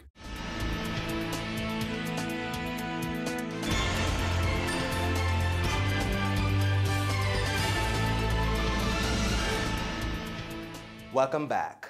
Jamaica has added a new gastronomical event to appease the palates of rum lovers the world over. Minister of Tourism Ed Bartlett says the Jamaica Rum Festival, slated for early March, will bring more visitors to the island shores. Here's more. It's another event for tourists and locals to look forward to. On March 9 and 10, Jamaica will host its first ever rum festival.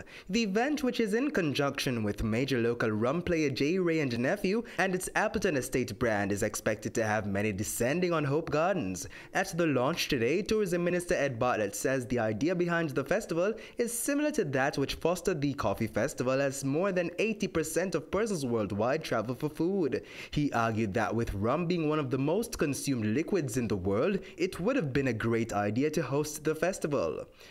In 2016, 1.3 billion liters of rum was consumed. And it is expected that by 2030, 2 billion liters of rum will be consumed around the world.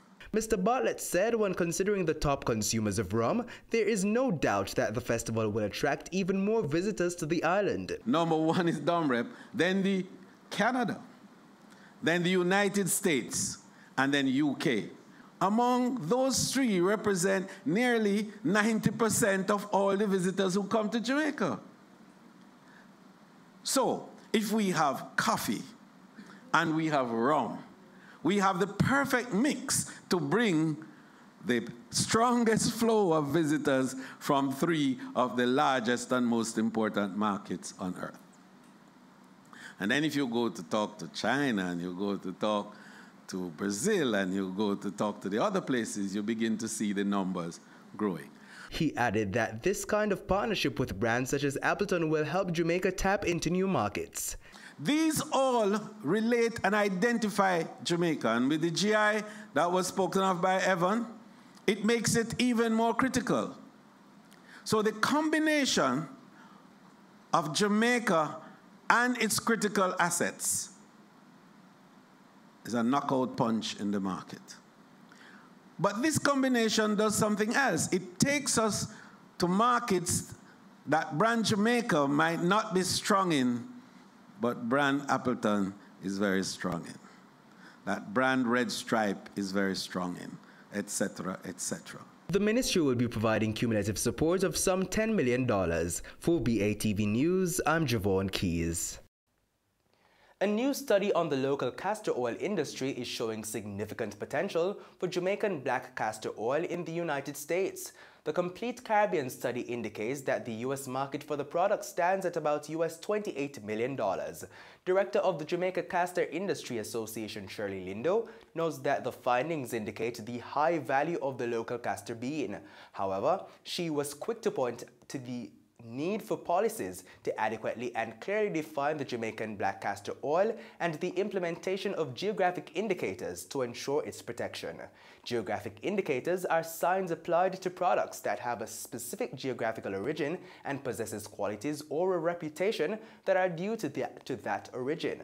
Meanwhile, Vice President of Sales and Promotions at Jampro, Claude Duncan, says the agency is driving the growth of the local castor oil industry in order to command a greater share of the global market, estimated at close to $4 billion.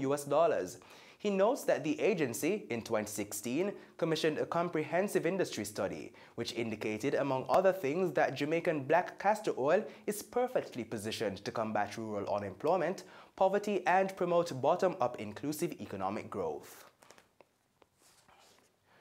Burita Investments ended 2018 as the best-performing stock on the Jamaica Stock Exchange. An excellent October to December quarter contributed to this, as the company saw a 380% increase in net profits compared to the previous year. Here's more. Burita Investments says for the first quarter of the 2018-2019 financial year, net profits increased a whopping 379.7% compared to the similar period in the previous year. That's $108 million compared to the $38 million recorded in the previous year. The company managed to amass this significant gain despite the impact of foreign currency translation losses, which totaled almost $180 million. However, the company says the losses incurred were offset by the gains on on its equities portfolio of some $198.4 million. This, Burita notes, was one of the company's key revenue drivers. Another revenue driver was fees and commission income, which increased by 35% to $158.5 million, relative to the $117 million in 2017. Burita says this is as a result of the segment benefiting from the strengthening of its investment banking capabilities. Meanwhile, net interest income increased by 53%, moving from $81 million to $123.6 million. Gains on the sale of investments closed the quarter with a fourfold increase, which the company says amounted to $64 million compared to 2017. Total operating expenses for the quarter was $208.5 million. This increase from the $166 million recorded previously was as a result of higher staff and administrative costs. In the meantime, there was a 185.8% increase in foreign exchange trading. Total assets also went up, amounting to almost $19 billion. This compares to the $16.4 billion recorded in 2017. As the year progresses, Burita Investments says it will continue to observe their operating environment to make the best use of possible opportunities. They are also looking forward to low interest rates and a strong equities market stimulated by the BOJ's lowered signal rate, now at 1.75%, and the expected performance of the Jamaican dollar to the US. For BATV News, I'm Javon Keys. State Minister in the Ministry of Education, Youth and Information, Floyd Green, has emphasized the importance of public-private partnerships to transform the education sector. According to the State Minister, while the government continues to institute measures to improve education, collaboration is needed to amplify these efforts. The State Minister was speaking at the dedication of an eye clinic and training center at the Holy Spirit Catholic Church in Magothy, St. Elizabeth recently. Mr. Green hailed the opening of the eye clinic and training center as a step in the right direction, noting that it signified the power of partnership in the development of Jamaica. He also lauded the Catholic Church for its contribution to Jamaica in the areas of education and healthcare. The eye clinic and training center were constructed with the assistance of the Diocese of Poland and Food for the Poor. The training center, which boasts 3 classrooms and an auditorium, will serve the Magothy community in the areas of skills training and literacy development. And please stay with us. Regional and international news stories are up next.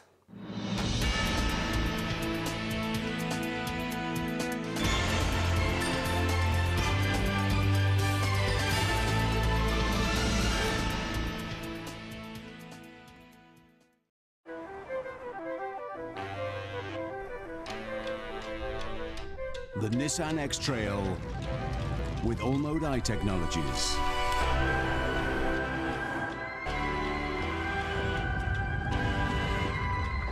No matter what the road throws at you,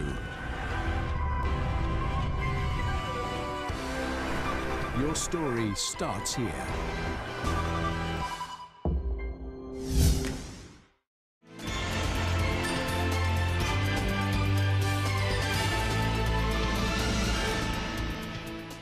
Welcome back. Time now for regional and international news. A bloc of mainly Latin American nations known as Lima Group has called on the international community to further isolate President Nicolas Maduro. Al Jazeera's Gabriel Elizondo reports. After more than 6 hours behind closed-door meetings, a group of countries that support Juan Guaidó said they do not support military intervention to rid the country of Nicolas Maduro. But they are calling for a military intervention by Venezuela. We are strongly urging the National Armed Forces of Venezuela to recognize their commander-in-chief, Juan Guaidó, the acting president of Venezuela. 2 pro-Maduro protesters interrupted the closing press conference, shouting "Hands off Venezuela" and "No to a coup," to which the Canadian foreign minister responded that in supporting Juan Guaidó, recognizing him as interim president of Venezuela, we are recognizing and supporting the right of the people of Venezuela to enjoy democracy, the kind of democracy which political protesters in Canada do enjoy, and I am sad to say political protesters in Venezuela do not. Foreign ministers from more than 12 countries in the Americas, plus top diplomats from the U.S., Germany, France, Spain, and the United Kingdom, held an emergency meeting in the Canadian capital to try to find ways to dislodge Maduro from power. Canadian Prime Minister Justin Trudeau opened the meeting by not only urging countries to continue to support Guaido, but also take steps to make a transition of power possible. Today, Canada is stepping up and announcing $53 million to address the most pressing needs of Venezuelans on the ground, including the almost 3 million refugees. Diplomats here say one of the main objectives of this meeting was to show a united front backing Guaido. And looked at that way, perhaps this meeting met one of its key objectives. But so much of Venezuela's future rests in the hands of the military that still supports Maduro. And no amount of diplomacy has been able to change that. Gabriel Elizondo, Al Jazeera, Ottawa. Meanwhile, Trinidad and Tobago's Prime Minister Dr. Keith Rowley says his country's only interest is to assist in quelling any chaos in Venezuela. Dr. Rowley sought to dismantle claims that his government's non-interventionist approach was an effort to protect the gas deal signed between Trinidad and Tobago and Venezuela. The myopic, treacherous politics that is causing people in Trinidad to be forever talking about jargon. The jargon gas is 200 scuffs as compared to our 4 billion. It's not a major thing for us at this stage. It is, we don't have it, so you can't lose what you don't have. What it does is open a door which we never had, a door to accessing gas from our neighbor. Dr. Rowley will participate in the CARICOM's mediation talks on the Venezuela issue in Uruguay tomorrow.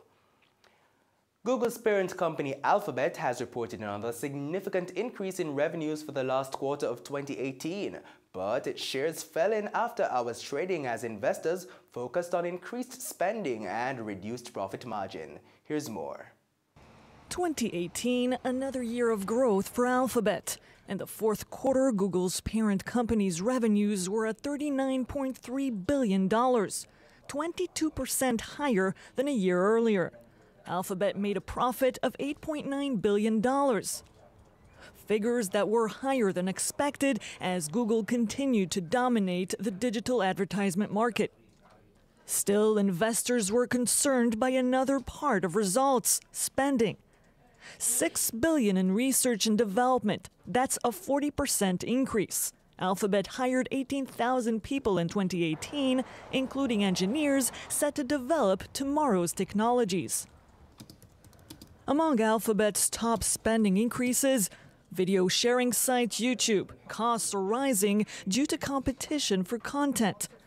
But YouTube also generated revenue, and Alphabet's CEO has hailed one of its latest hits, Ariana Grande's Thank You Next, which premiered on the platform. Alphabet also invested in other areas, including driverless cars, cloud computing, and hardware devices like its Pixel phone, an area where Alphabet has lagged behind its competitors. As North Korea's Kim Jong-un and U.S. President Donald Trump prepare to meet, South Korea is watching closely for signs of progress that will help inter-Korean reconciliation. South Korean businesses in particular hope the meeting can help revive joint economic projects between North Korea and South Korea. Al Jazeera's Rob McBride reports from Seoul. As South Korean business leaders anticipate what a second summit between Kim Jong-un and Donald Trump might mean for the economies of both Koreas, they only have to look to the Kaesong industrial complex to appreciate both the opportunities and the risks. It was shut down 3 years ago when relations were near their lowest point. And many factory owners believe, after the past year of reconciliation led by South Korean President Moon Jae-in, it's time to restart it.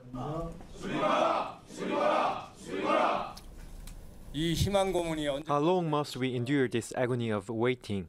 The reason we have not raised our voices before was because we believed Moon Jae-in's commitment to inter-Korean economic cooperation. Opened in 2002 just on the northern side of the border between the two Koreas, the complex brought together South Korean management and investment with North Korean labor. to offer a glimpse of what a unified economy might look like. It's an intriguing prospect. South Korea is one of Asia's richest economies. North Korea is one of its poorest. In recent years, South Korean investment has increasingly flowed to other Asian countries, but given the chance, North Korea would seem to be the more obvious destination. In terms of distance, Kaesong is less than an hour away, which is nothing compared to China or Vietnam. There are no tariffs, and we are the same nation. For many, to have workers from both Koreas working alongside each other is the true reward of moving closer together. We are the same nation. We speak the same language. Activating Kaesong would also help create jobs in the south. And if the success of Kaesong can be recreated elsewhere, so the argument goes, then imagine what a unified Korea might be capable of. Rob McBride, Al Jazeera, Seoul. And please stay with us. Talking Stocks comes up next.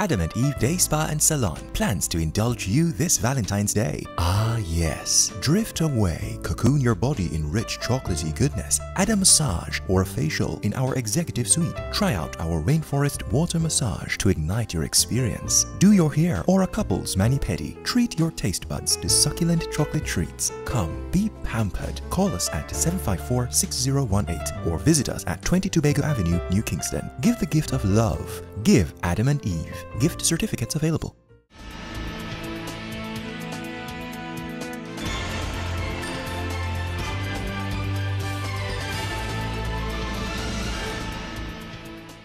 Welcome back. Time now for Talking Stocks. 56 stocks traded today, of which 22 advanced, 27 declined, and 7 traded firm. The main JSE index advanced by 304 points to close at over 370,000 points. The junior index declined by 19 points to close at 3,169 points.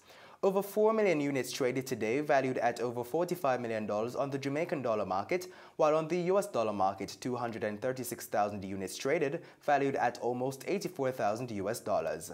Fontana, with over 2 million units trading, accounted for 52% of market volume. Scotia Group, with over 216,000 units trading, was second, and Caribbean Producers Jamaica, with over 203,000 units trading, was third, making up 5% of market volume. The main advances were Blue Power Group up $1 to close at $6, followed by Iron Rock Insurance gaining 50 cents to close at $5, and Caribbean Cream up 57 cents to close at $5.92. The main decliners were Main Event Entertainment Group down 94 cents to close at $5.63, followed by CAC 2000 down $2.02 to close at $13, and Knutsford Express Services down $1.24 to close at $11.46. And that's the news. But before we go, a recap of our top story. $9.2 million. That's the separation package embattled Petrojam human resource manager Yolande Ramnarak received when she was forced to leave the scandal-hit state-run entity a few months ago. Thanks for watching. For more content, please visit our website at batvja.com and also follow us on social media. I'm Javon Keys. Pleasant viewing.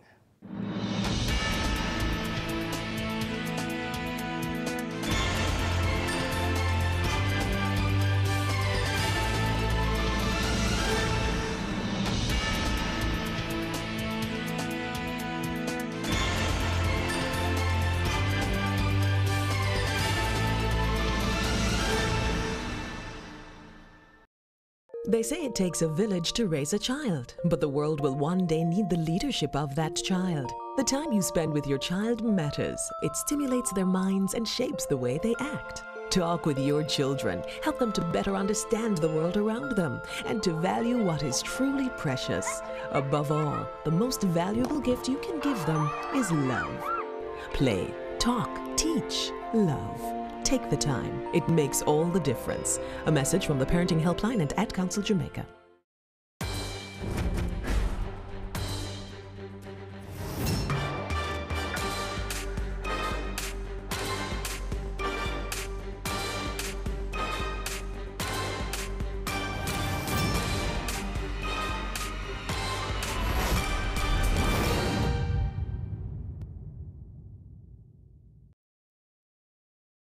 Architectural model making is as old as civilization. Scale models of buildings, boats, and furniture were said to be buried in tombs of ancient Egyptians to represent possessions the dead took into the next world, with the earliest recorded document being that of the Roman rule in the 1st century AD.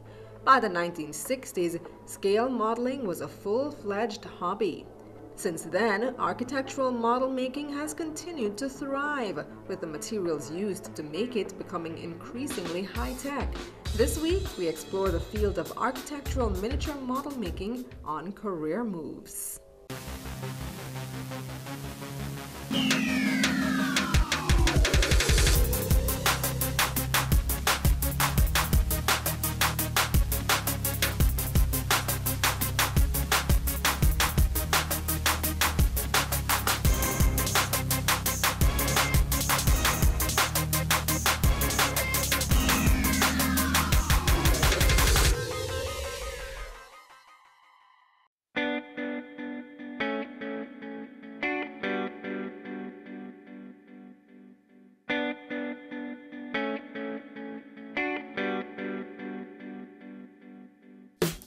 Hi, I'm Kamal Manbour. I am a miniature model maker and a 3D artist.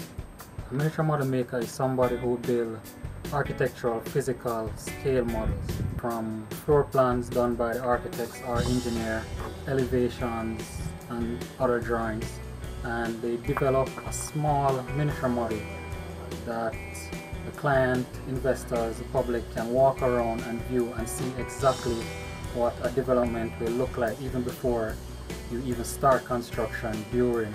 And this physical model has landscaping, miniature trees, cars, people, and structures. Kamal is also a 3D artist, and he explains what that is, as it also assists the miniature making process. 3D modeling is basically the same thing as building a physical model, but this is done on the computer with a special software that you can use to extrude the plans and elevation and develop a 3D model that you can rotate and zoom around and add entourages, tree, people, textures, lighting, and you can view this on the computer on a projector, or it can be printed out to see what a development will look like. It's basically a design tool that you use. The architect is used by the architect, it's used by developers, engineer to make design decisions before construction is started. So both goes hand in hand. One is traditional and one is digital. In approaching his goal, Kamal ensured he got the necessary assistance.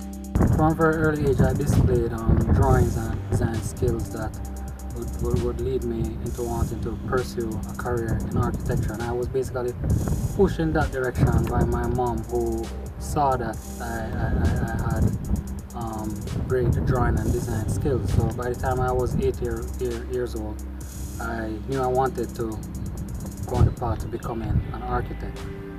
So throughout high school, I made sure that I did the subjects that would qualify me to get into the Caribbean School of Architecture at UTEC. Knowing that I wanted to become an architect, I sought out, like construction sites in my community, everywhere where a house was being built or so forth.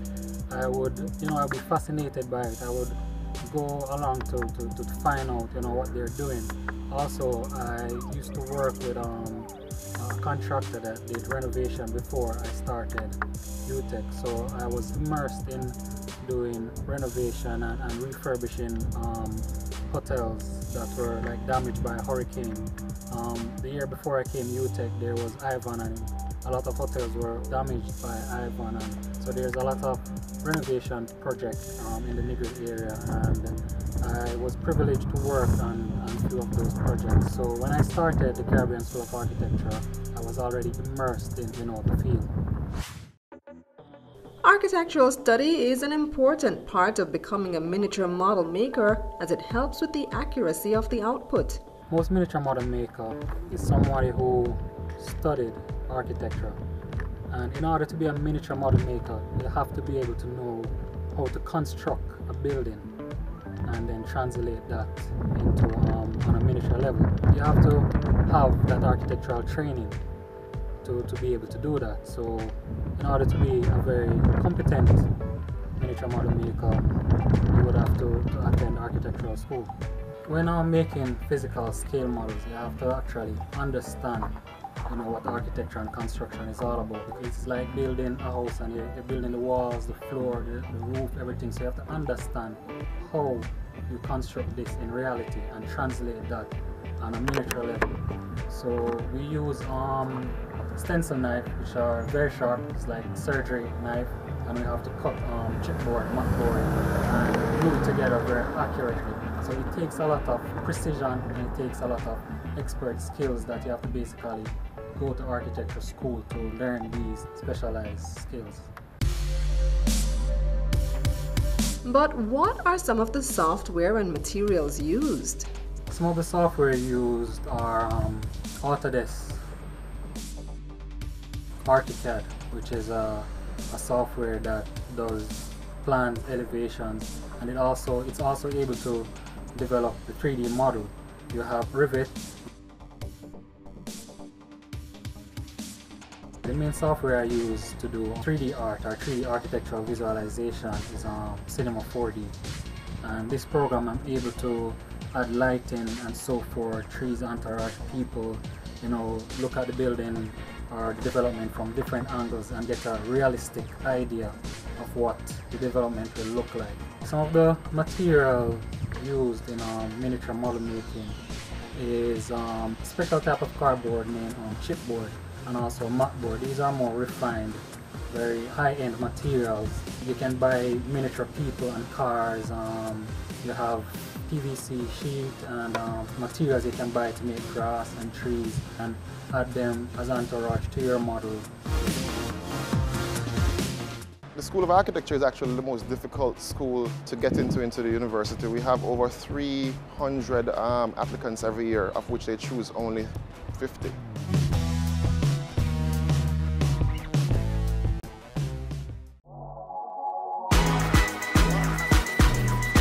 The Good Life, your trusted source for useful health and wellness information, lifestyle tips for the mind, body, and soul.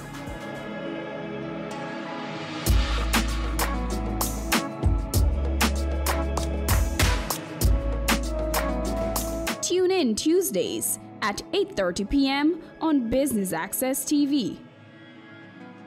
Adam and Eve Day Spa and Salon plans to indulge you this Valentine's Day. Ah yes, drift away, cocoon your body in rich chocolatey goodness, add a massage or a facial in our executive suite. Try out our rainforest water massage to ignite your experience. Do your hair or a couple's mani-pedi. Treat your taste buds to succulent chocolate treats. Come, be pampered. Call us at 754-6018 or visit us at 22 Bago Avenue, New Kingston. Give the gift of love. Give Adam and Eve. Gift certificates available.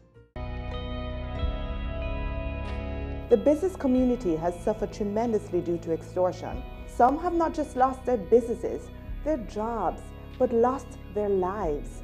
This is extremely impactful to the growth of our country and to the progress of our people.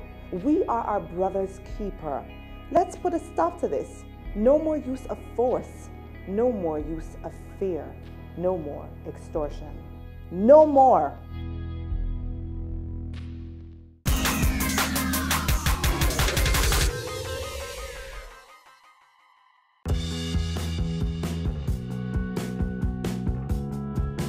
No, because I saw me stay, I go haul and pull it anyway. But as a theatre person, I know how important it is when you're building a set and you don't have the luxury of haul and pulling it to have that done.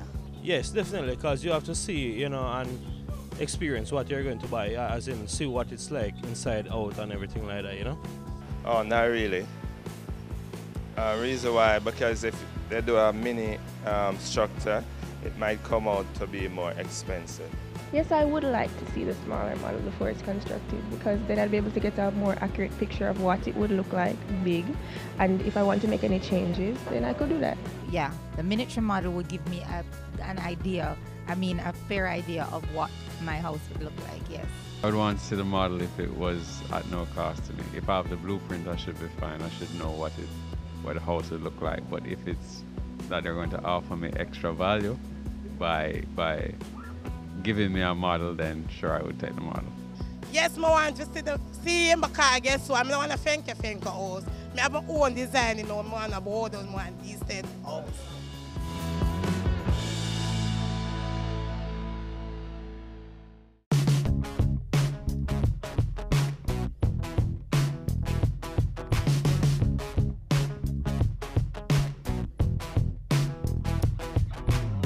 Hello, my name is Damien Edmond. I'm an architect. I am the owner of Form Architects Limited, and I'm also a former program director and lecturer at the Caribbean School of Architecture. The training of an architect is normally longer than many other professionals and includes intense courses, hence to get in can be difficult. The School of Architecture is actually the most difficult school to get into the university. We have over 300 applicants every year, of which they choose only 50. Now, to get into the school, you're looking at the minimum requirement of around 5 O-levels, but that is really and truly the minimum requirement. You need math and English, and you need 3 other approved subjects. Generally, you're looking at physics or geography.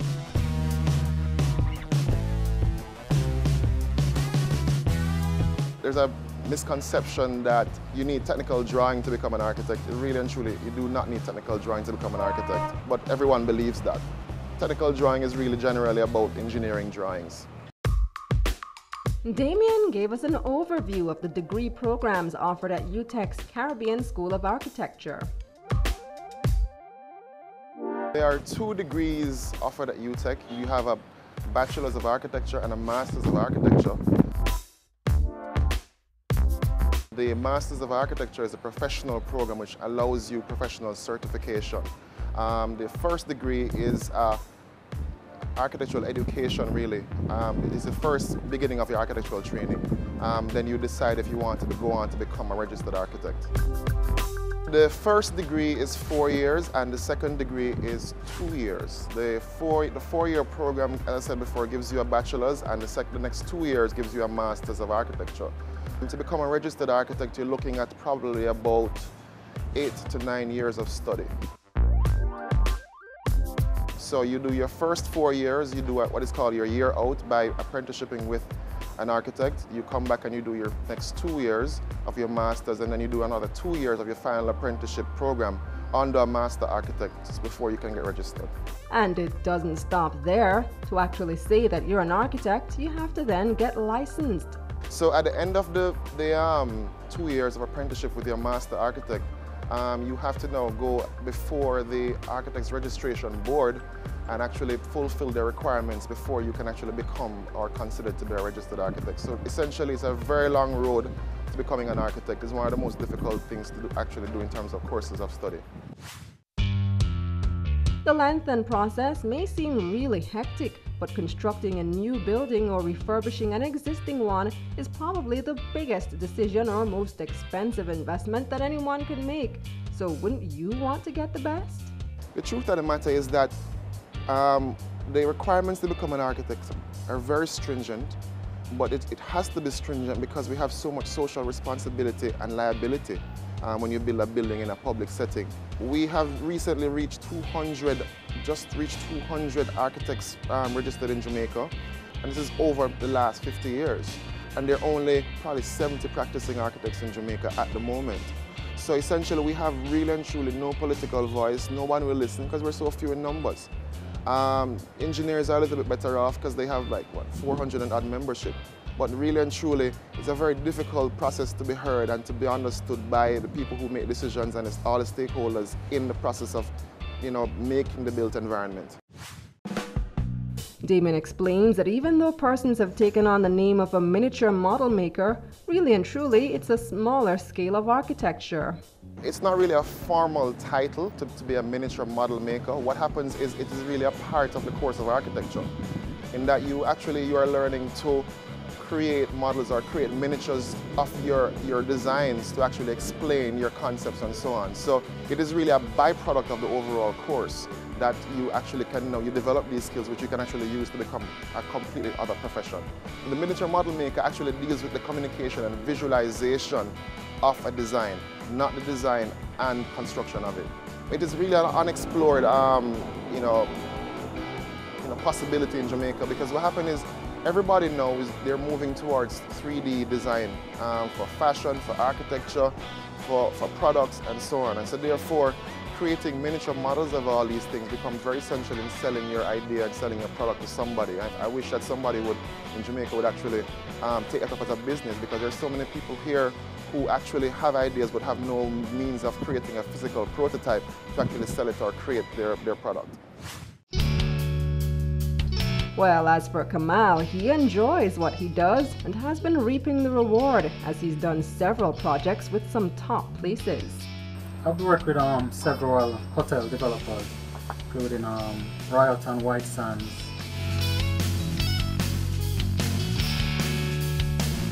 I've done a few miniature models for NHT that they display in their offices across the island, and these models are used to sell to homeowners. You know, they can come in and look at the miniature model and get a good idea of what their new home will look like. And also hotel developers, you know, use this to show investors, you know, to show people who come to vacation at their hotel and give them an idea of what their development will look like even before they start construction. The importance of architects here are not recognized just yet. We're hoping, we're fighting, we're trying to educate the people of Jamaica about what an architect does and the importance of an architect for society. Ready for cable for as little as $100? Ready for no monthly cable bills? Ready for 10 TV channels absolutely free? Then pick up our Ready TV box at authorized stores for $4,500. Hook it up to your TV set, then top it up with Ready Credit for 1, 7, or 30 days. Buy now and get $1,000 free Ready Credit and start watching your favorite shows. Pick it up, hook it up, top it up. Ready TV. Prepaid cable TV when you're ready. Now serving Kingston and St. Catherine. Limited time offer while stocks last. Conditions apply. Cameo brings the creative industries to life, highlighting creatives in different fields each week.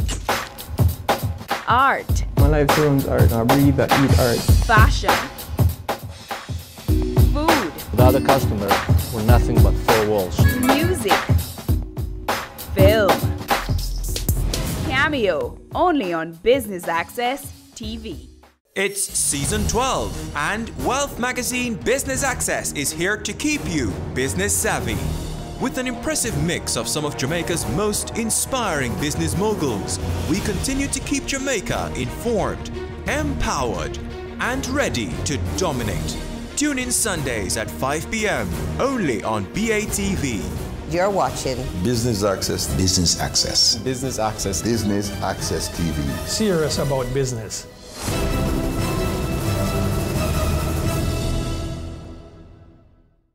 They say it takes a village to raise a child, but the world will one day need the leadership of that child. The time you spend with your child matters. It stimulates their minds and shapes the way they act. Talk with your children. Help them to better understand the world around them and to value what is truly precious. Above all, the most valuable gift you can give them is love. Play, talk, teach, love. Take the time. It makes all the difference. A message from the Parenting Helpline and Ad Council Jamaica.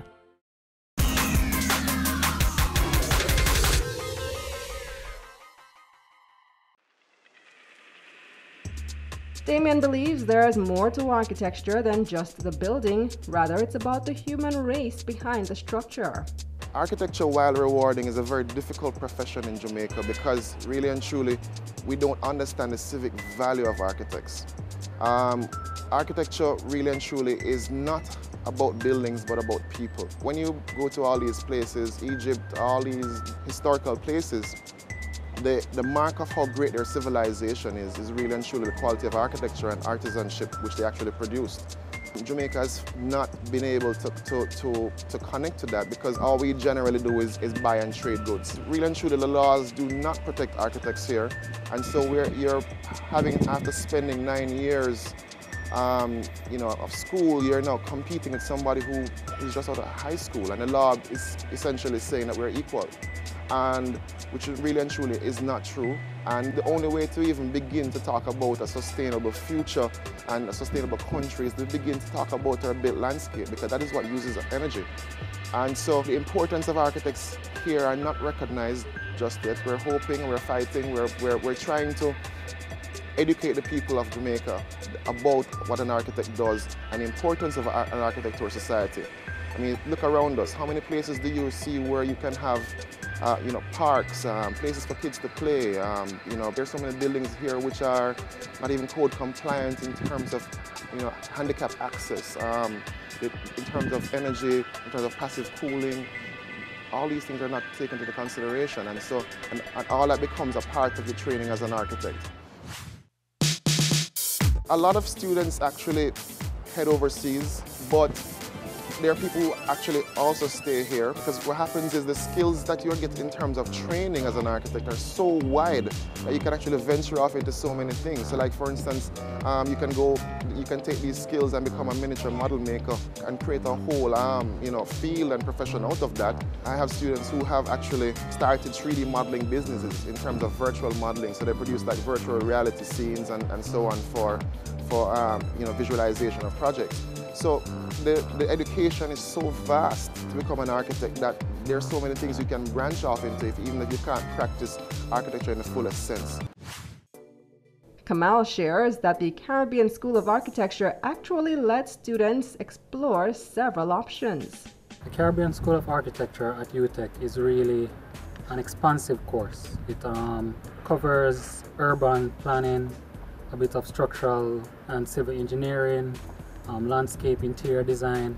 It's basically a very expansive course that gives one the opportunity to branch out, and it basically sets you up to pursue different career after you leave, or you can continue and do a master's in architecture and eventually become a licensed architect. Kamal, however, believes more can be done to fully incorporate professional architects in constructing buildings. In terms of physical model making and 3D model making is not utilized enough, because oftentimes buildings are being constructed that weren't visualized properly, and after it's finished built, then you realize that there are changes that it could have been improved a lot. And if model making was being utilized and 3D visualization, all of those issues could have been corrected, even before you start construction. So I think miniature model making and 3D modeling is a stage that a lot of times is being skipped, and it's very important, very integral in the process of architecture. With all that said and done, years of studying, how much are they compensated? There's really no prescribed range per se. It depends on the company you're working for. It depends on the work that they have, how big they are. If you're working for a smaller company, obviously they have less projects, less income. Generally, you probably would get paid less. If you're working with a government organization, you would get paid more, obviously, and so on. So there's really no set, range, but you make more money or earning, obviously, owning the company.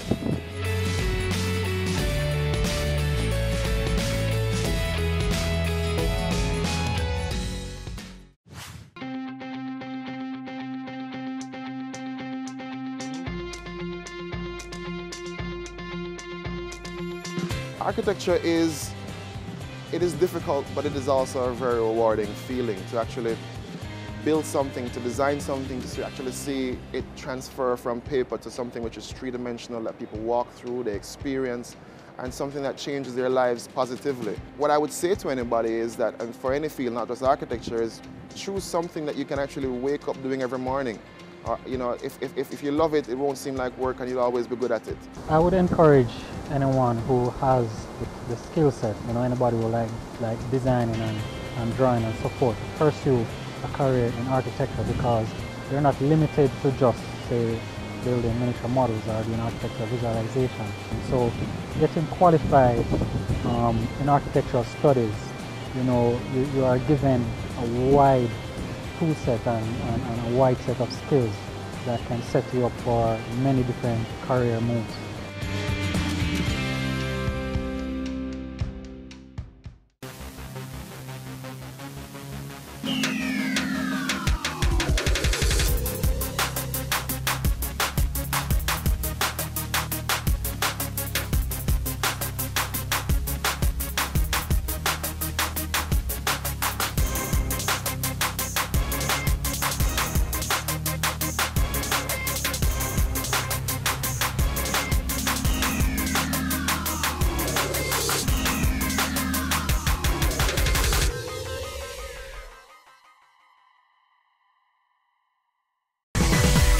Having a corporate event, seminar, awards show, conference, product launch, workshop or expo?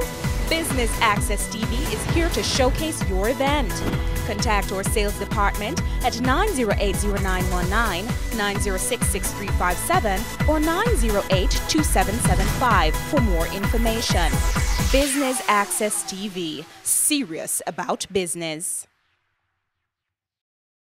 Now presenting the Jamaica Social Investment Fund ICDP Enterprise Development Project.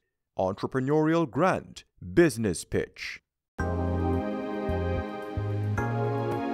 This project is a $100 million grant that's seeking to target 50 small and micro business enterprises and give them training, capacity development, equipment, permits and license towards the development and the viability of their business. We have made a call for proposal in March of this year for entrepreneurs to submit for the opportunity to receive a grant between $1 and $5 million. We received more than 500 applications, and so we have now shortlisted them to 100. So we've invited that top 100 applicants here today, and they're going to have to pitch their business idea to a panel, and of the 150 will actually transpire and win the opportunity for the grants. One of the primary objectives of what we're doing here is employment. We want the business to be able to sustain not only the principals as the owners, but we also want the business to be able to employ at least 2 people. The next part of it, as we do in all of our projects like this, is it provides a learning instrument of how we can engage small and micro enterprises and take them to the next level. Why we're doing this rigorous process, because we want to identify the best potential entrepreneurs for this project. And keep in mind that we are speaking about a loan, so we want to ensure that applicants are committed, and that from a sustainability point of view, that upon receiving the support from JSIP, that in 2 or 3 years, the enterprises will still be operational and the broader objective of the project would be achieved. Once we have now equipped them and they should be ready to start their production line going, we'll then have a mentorship component.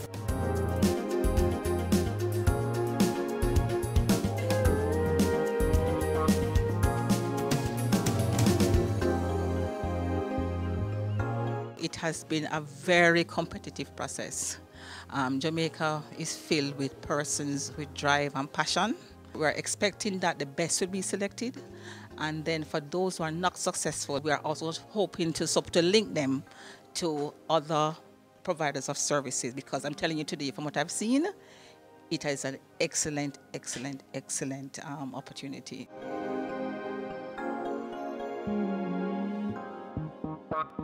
It's worthy of note that many persons coming here today already have some kind of semblance of a business, but they need the additional support to move that business to the other level, as well as some persons that come in with just proposals to start from scratch.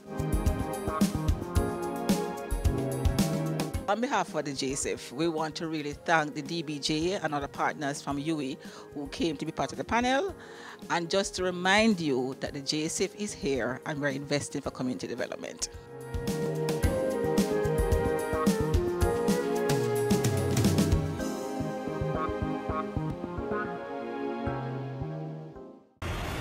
This is Weekend Business Report. Economic windfall. Unsecured loans. Alleged corruption. Follows the closure. If they made this investment. Brokers strive to increase revenues. He sought some answers. Financial meltdown. Here are the week's final Here's Garth. News Roundup. Camille, it's back to you.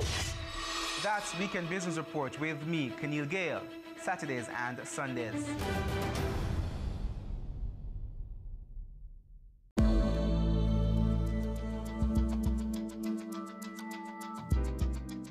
Most women will have an ill-fitting bra at some point in their lives. This week on The Good Life, we'll talk about finding the right size bra for the perfect occasion that's the absolutely right fit. I'm your host, Amita Prasad-Webb. Stick and stay.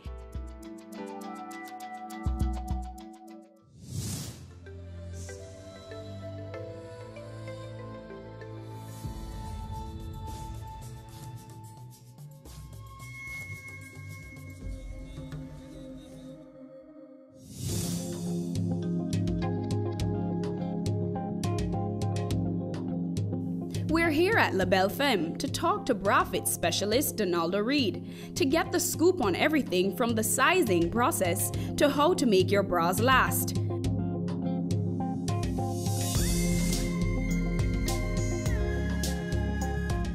I'm here with Donaldo Reed, who is a bra fit specialist here at La Belle Femme. Hi.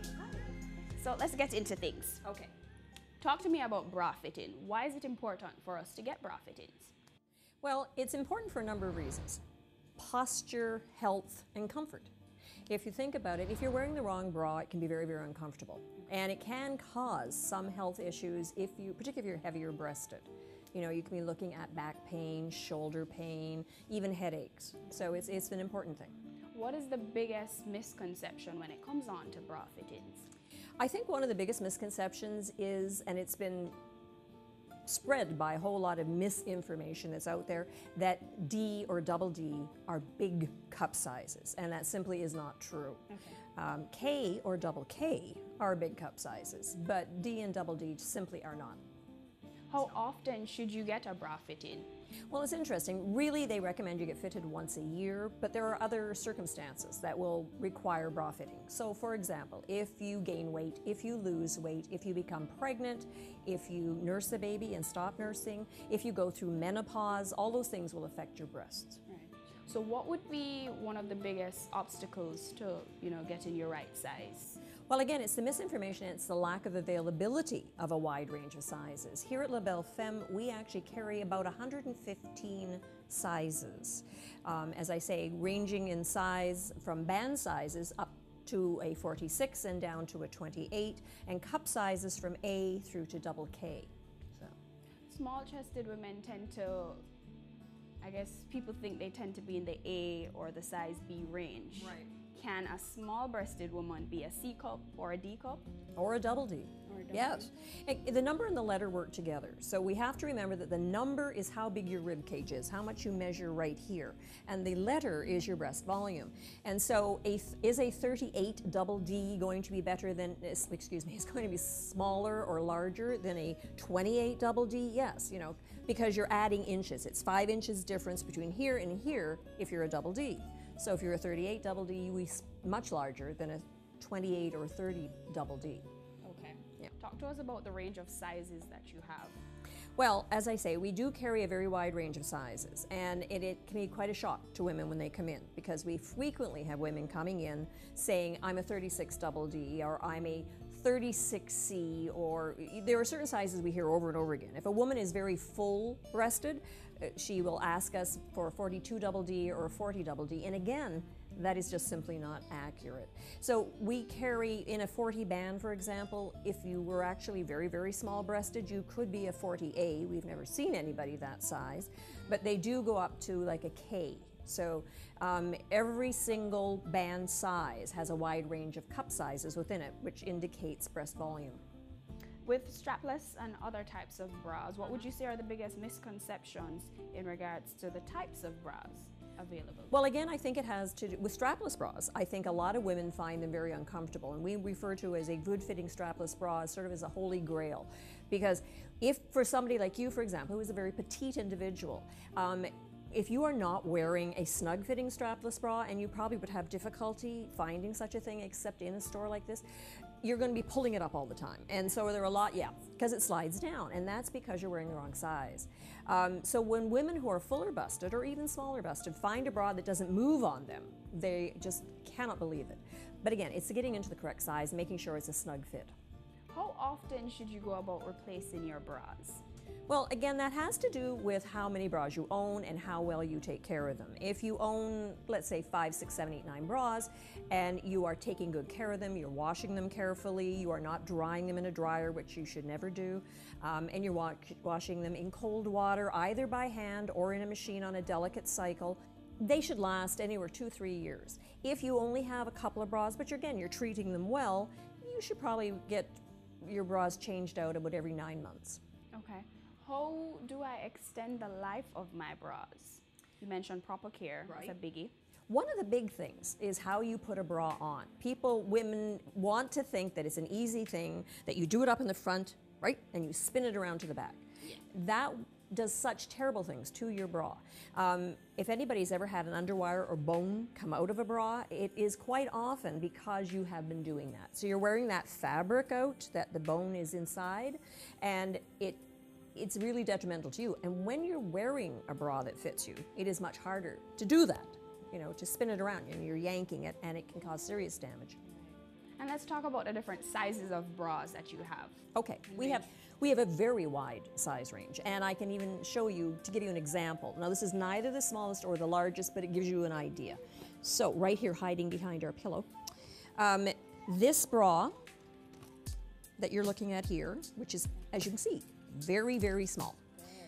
That is a 30, again, that's how big it is around the rib cage, a 30A.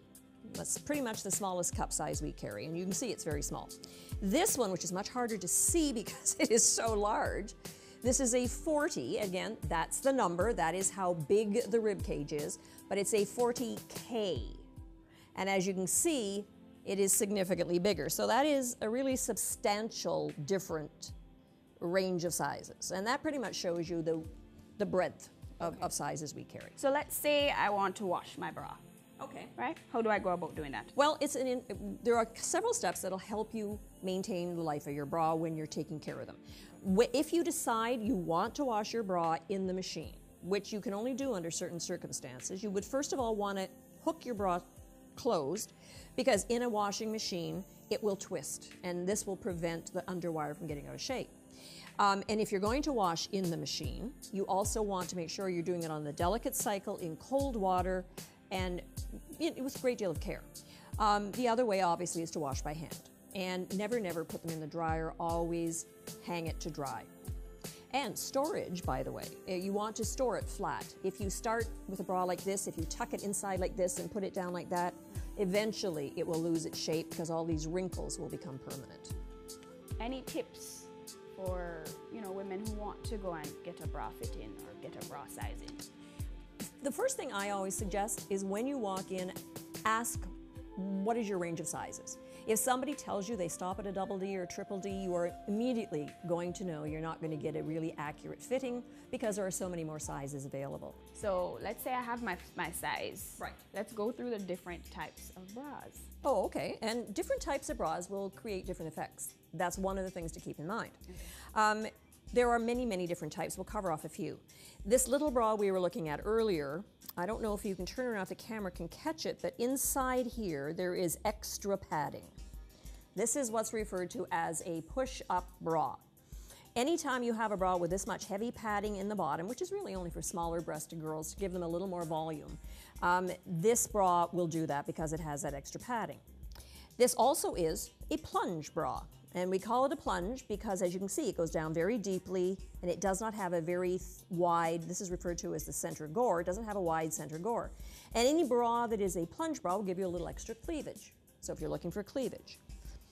Then we have, obviously, a strapless or convertible bra. This bra is great because it is not only a strapless bra, but it has, again, a deep plunge, so it's good under a lot of clothes, so it's very versatile. And then it comes with the straps, so you can also use those if you want to.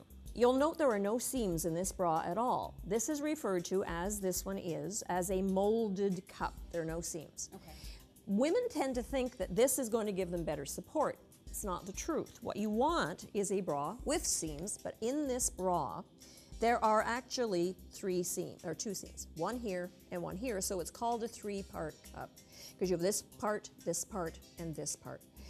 What this upward seam does is give you your lift. Anytime you have a bra with seams going up, it gives you lift. So there are bras that will give you a lot of really beautiful décolletage, and those bras typically will have 2 or 3 upward seams because that will just make you look like you're sitting up high and happy.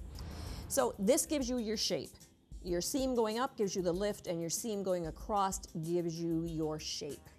Inside this bra, there is also another part, which is referred to as a side sling, and that gives you something that all women want, which is forward projection. So in case your breasts tend to go a little to either side, this will help you keep within your body frame. We're gonna take a break. More Good Life when we return.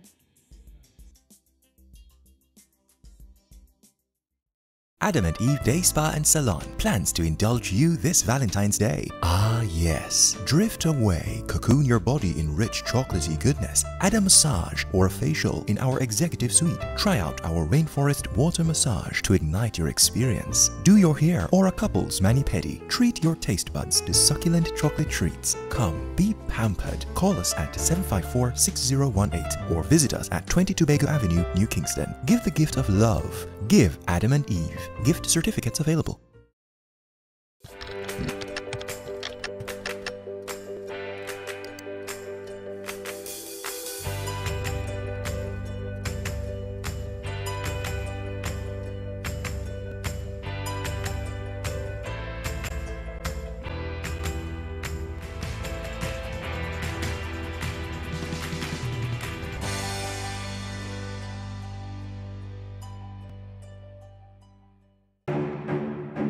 Go for God Family Church. Today's message is for those of you who thought that Jesus was finished. Inspiring messages. I'm here to tell you today that you are excellent. God is excellent. Empowerment from biblical motivation. To be glorified means to endow with authority. A woman is a powerful, creative being. Join Pastor Christopher Morgan and the Go for God team as we go for God.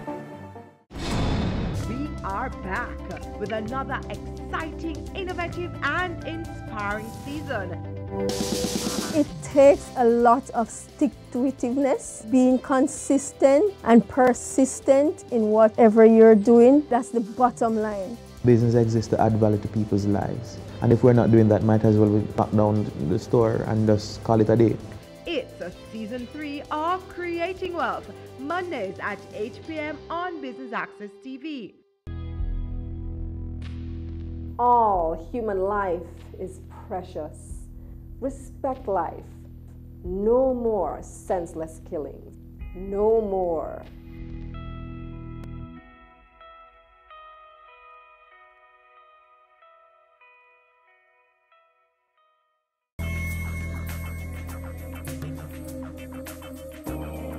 You would never wear a pair of shoes that don't fit. So why would you suffer through hours in an ill-fitting bra? If you struggle with a common bra mishap, a few small adjustments can help you find a more comfortable style.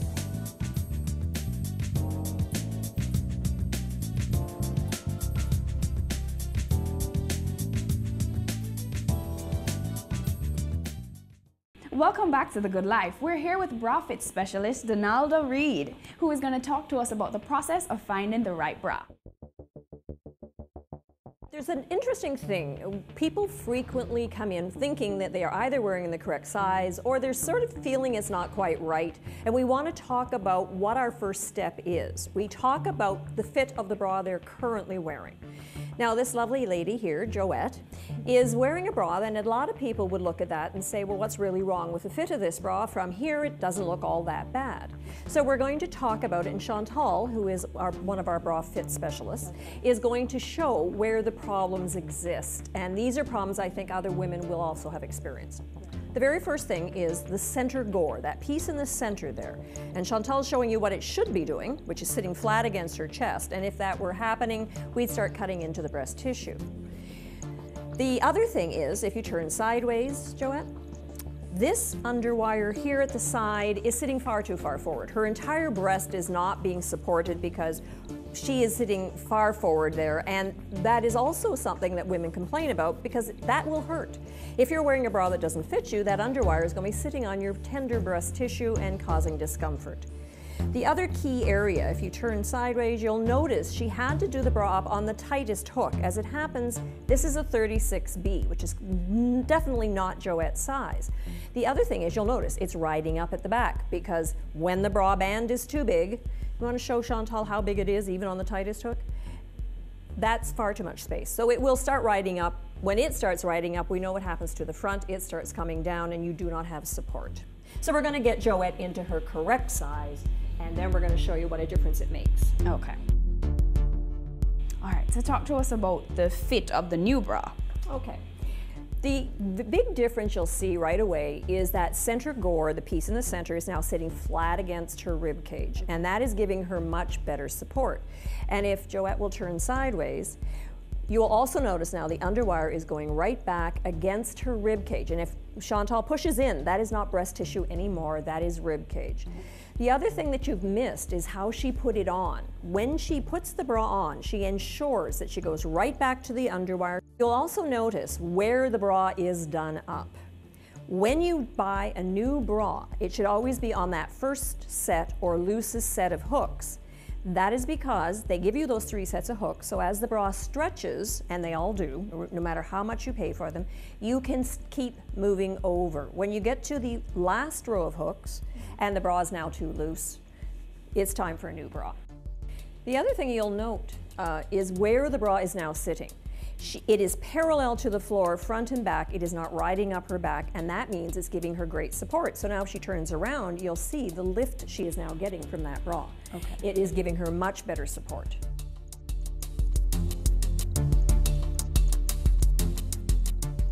All right, so Joette has changed her bra again, and this is a different size. It is actually. We tell women not to get too married to a number and a size because different bras will fit slightly differently. Okay. Just for your information, the bra that Joette wore in was a 36B, which clearly did not fit her. The one she had on previously was a 34F. This one is a 34 triple D, so which goes to the idea that triple D is huge because Joette is an average size. It's just a matter of making sure that people understand that the alphabet doesn't end at triple D. This one fits her beautifully. This is again a plunge bra, but it's got a smoother cup, so it's good for under t-shirts, and it's, you know, it's a different style bra, and different styles fit differently. All right, thank you, Donaldo and Chantal and Joette. So guys, stick and stay. We have so much more. We're taking a very short break. It's season 12, and Wealth Magazine Business Access is here to keep you business savvy. With an impressive mix of some of Jamaica's most inspiring business moguls, we continue to keep Jamaica informed, empowered, and ready to dominate. Tune in Sundays at 5 p.m. only on BATV. You're watching Business Access. Business Access. Business Access. Business Access TV. Serious about business.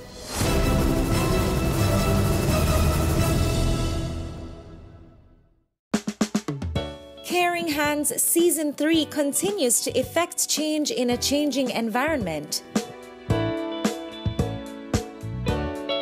Many of us were raised by grandmothers, right? So, I mean, we know the wisdom that these people have.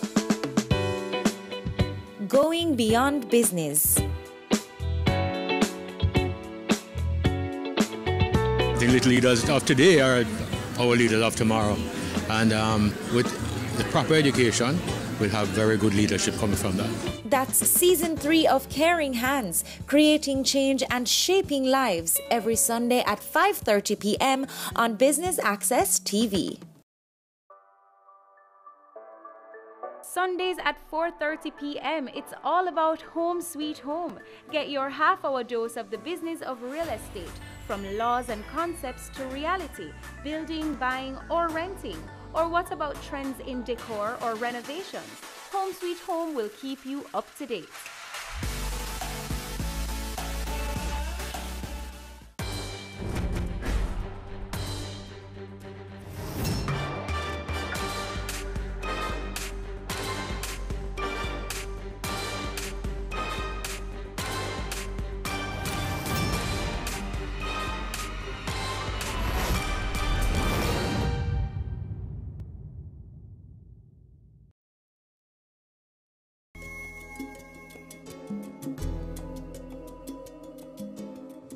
Welcome back to The Good Life. La Belle Femme is a retail lingerie store that prides itself on getting women fitted. Hi, Donalda. Yeah. So talk to me about La Belle Femme. Where did the concept come about? Well, when I started looking around to see where I would find a bra that might fit me, and I realized I didn't have many options, and then looking around, clearly I was not alone. That's what made me decide to get into this business. The name La Belle Femme is simply French for the beautiful woman, because we believe all women, regardless of size, shape, or anything, are beautiful. All women are beautiful. So talk to us about the products and services that you have here available at La Belle Femme. Well, obviously we start with bra fitting, but then we carry a wide range of styles of bras, like sports bras if you're active, or maternity bras if you're nursing. And we also do fitting for women who are breast cancer survivors. We sell both breast forms and the bras that hold them. And then we expand beyond that into lingerie and panties and some swimwear. So let's take a look at what you have here. All right, well, on this wall, we're showing predominantly strapless bras. So you'll see different styles of strapless bras, very smooth cup. This one actually has a little push-up in it. This is more of a bandeau style. Some for the smaller breasted women. We carry a wide range. We carry about 12 styles of strapless bras.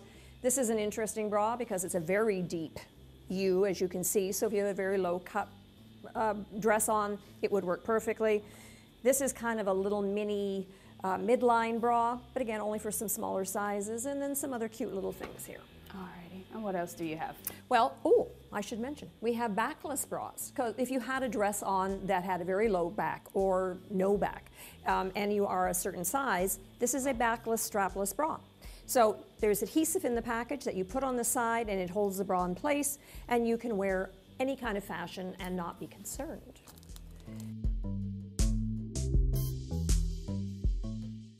Back here is actually sort of a comfort bra. It doesn't really give you much in the way of support, but it's good for wearing around the house or if you're just gardening or whatever. And then sports bras, a real sports bra, the kind that actually does support you while you're working out. So inside, as you'll see, there is underwire, so it's called an encapsulation sports bra, so it does provide support, and they go up to a very wide range of sizes. And on the bottom, we have nursing bras. So if you're a woman who is currently nursing, this bra comes apart, and there you are. You even have a sling still supporting the breast while you're nursing. So these are a very nice bra. And of course, we have a lot more to show you because we have lingerie and panties and many, many other things that would be wonderful.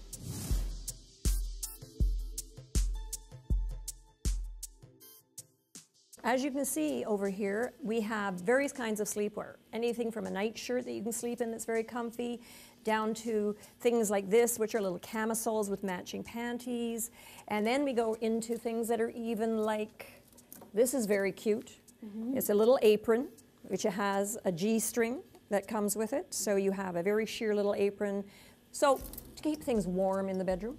And then we go into fuller bodied sleepwear. Again, this is bra sized. So you go they go by cup size. Again, very supportive, but very pretty and very sweet to wear. And then, so these ones do come in plus sizes up to 3X. Even a little leotard that's quite see-through, that's very pretty on.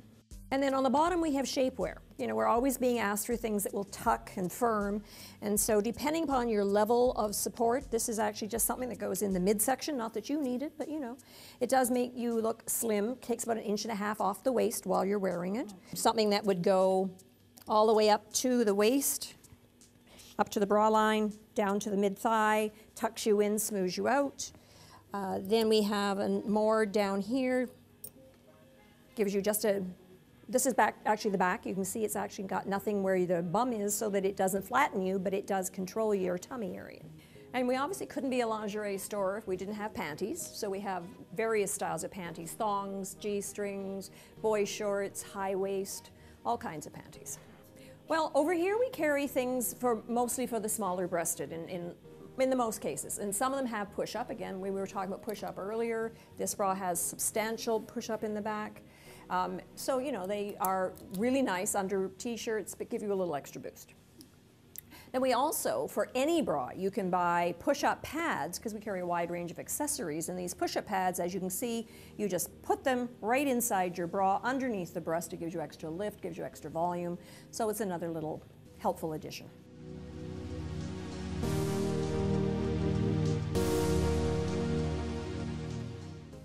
You had mentioned that you cater to cancer survivors, yes, breast cancer survivors. Yeah.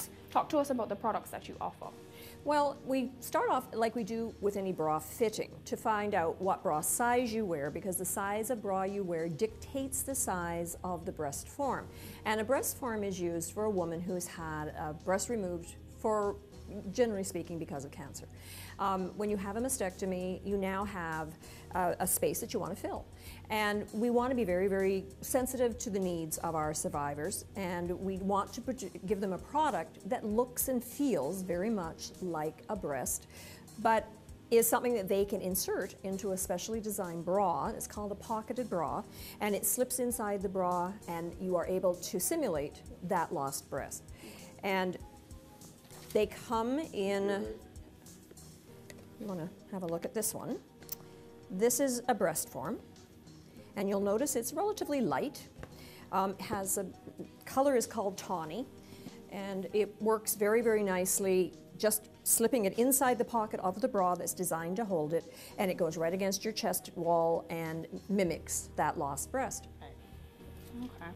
How often do you get, you know, breast cancer survivors? Requests? We don't get a lot, actually, and I think it's because we haven't promoted that aspect of our business as much, but we do. And probably sadly, there's too much breast cancer out there, and we do get probably about 5 or 6 women in a year.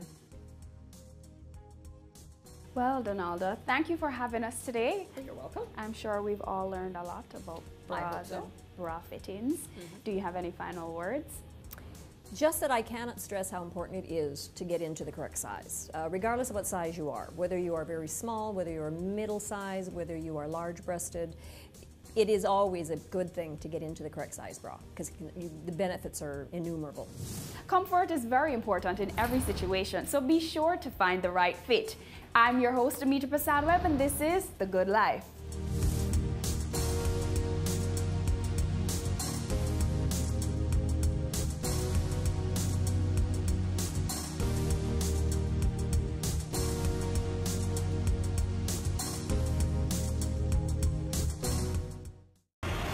This is Weekend Business Report. Economic windfall, unsecured loans, alleged corruption, follows the closure. If they made this investment, brokers strive to increase revenues. He sought some answers. Financial meltdown. Here are the week's final numbers. Here's Garth, News Roundup.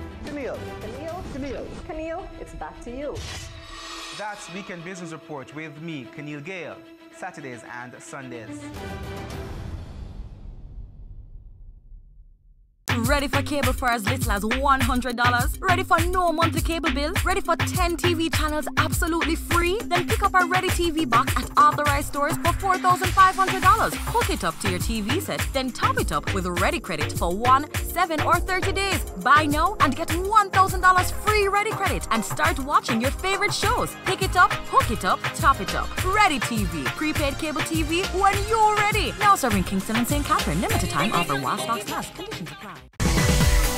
Having a corporate event, seminar, awards show, conference, product launch, workshop or expo? Business Access TV is here to showcase your event. Contact our sales department at 908-0919, 906-6357 or 908-2775 for more information. Business Access TV, serious about business.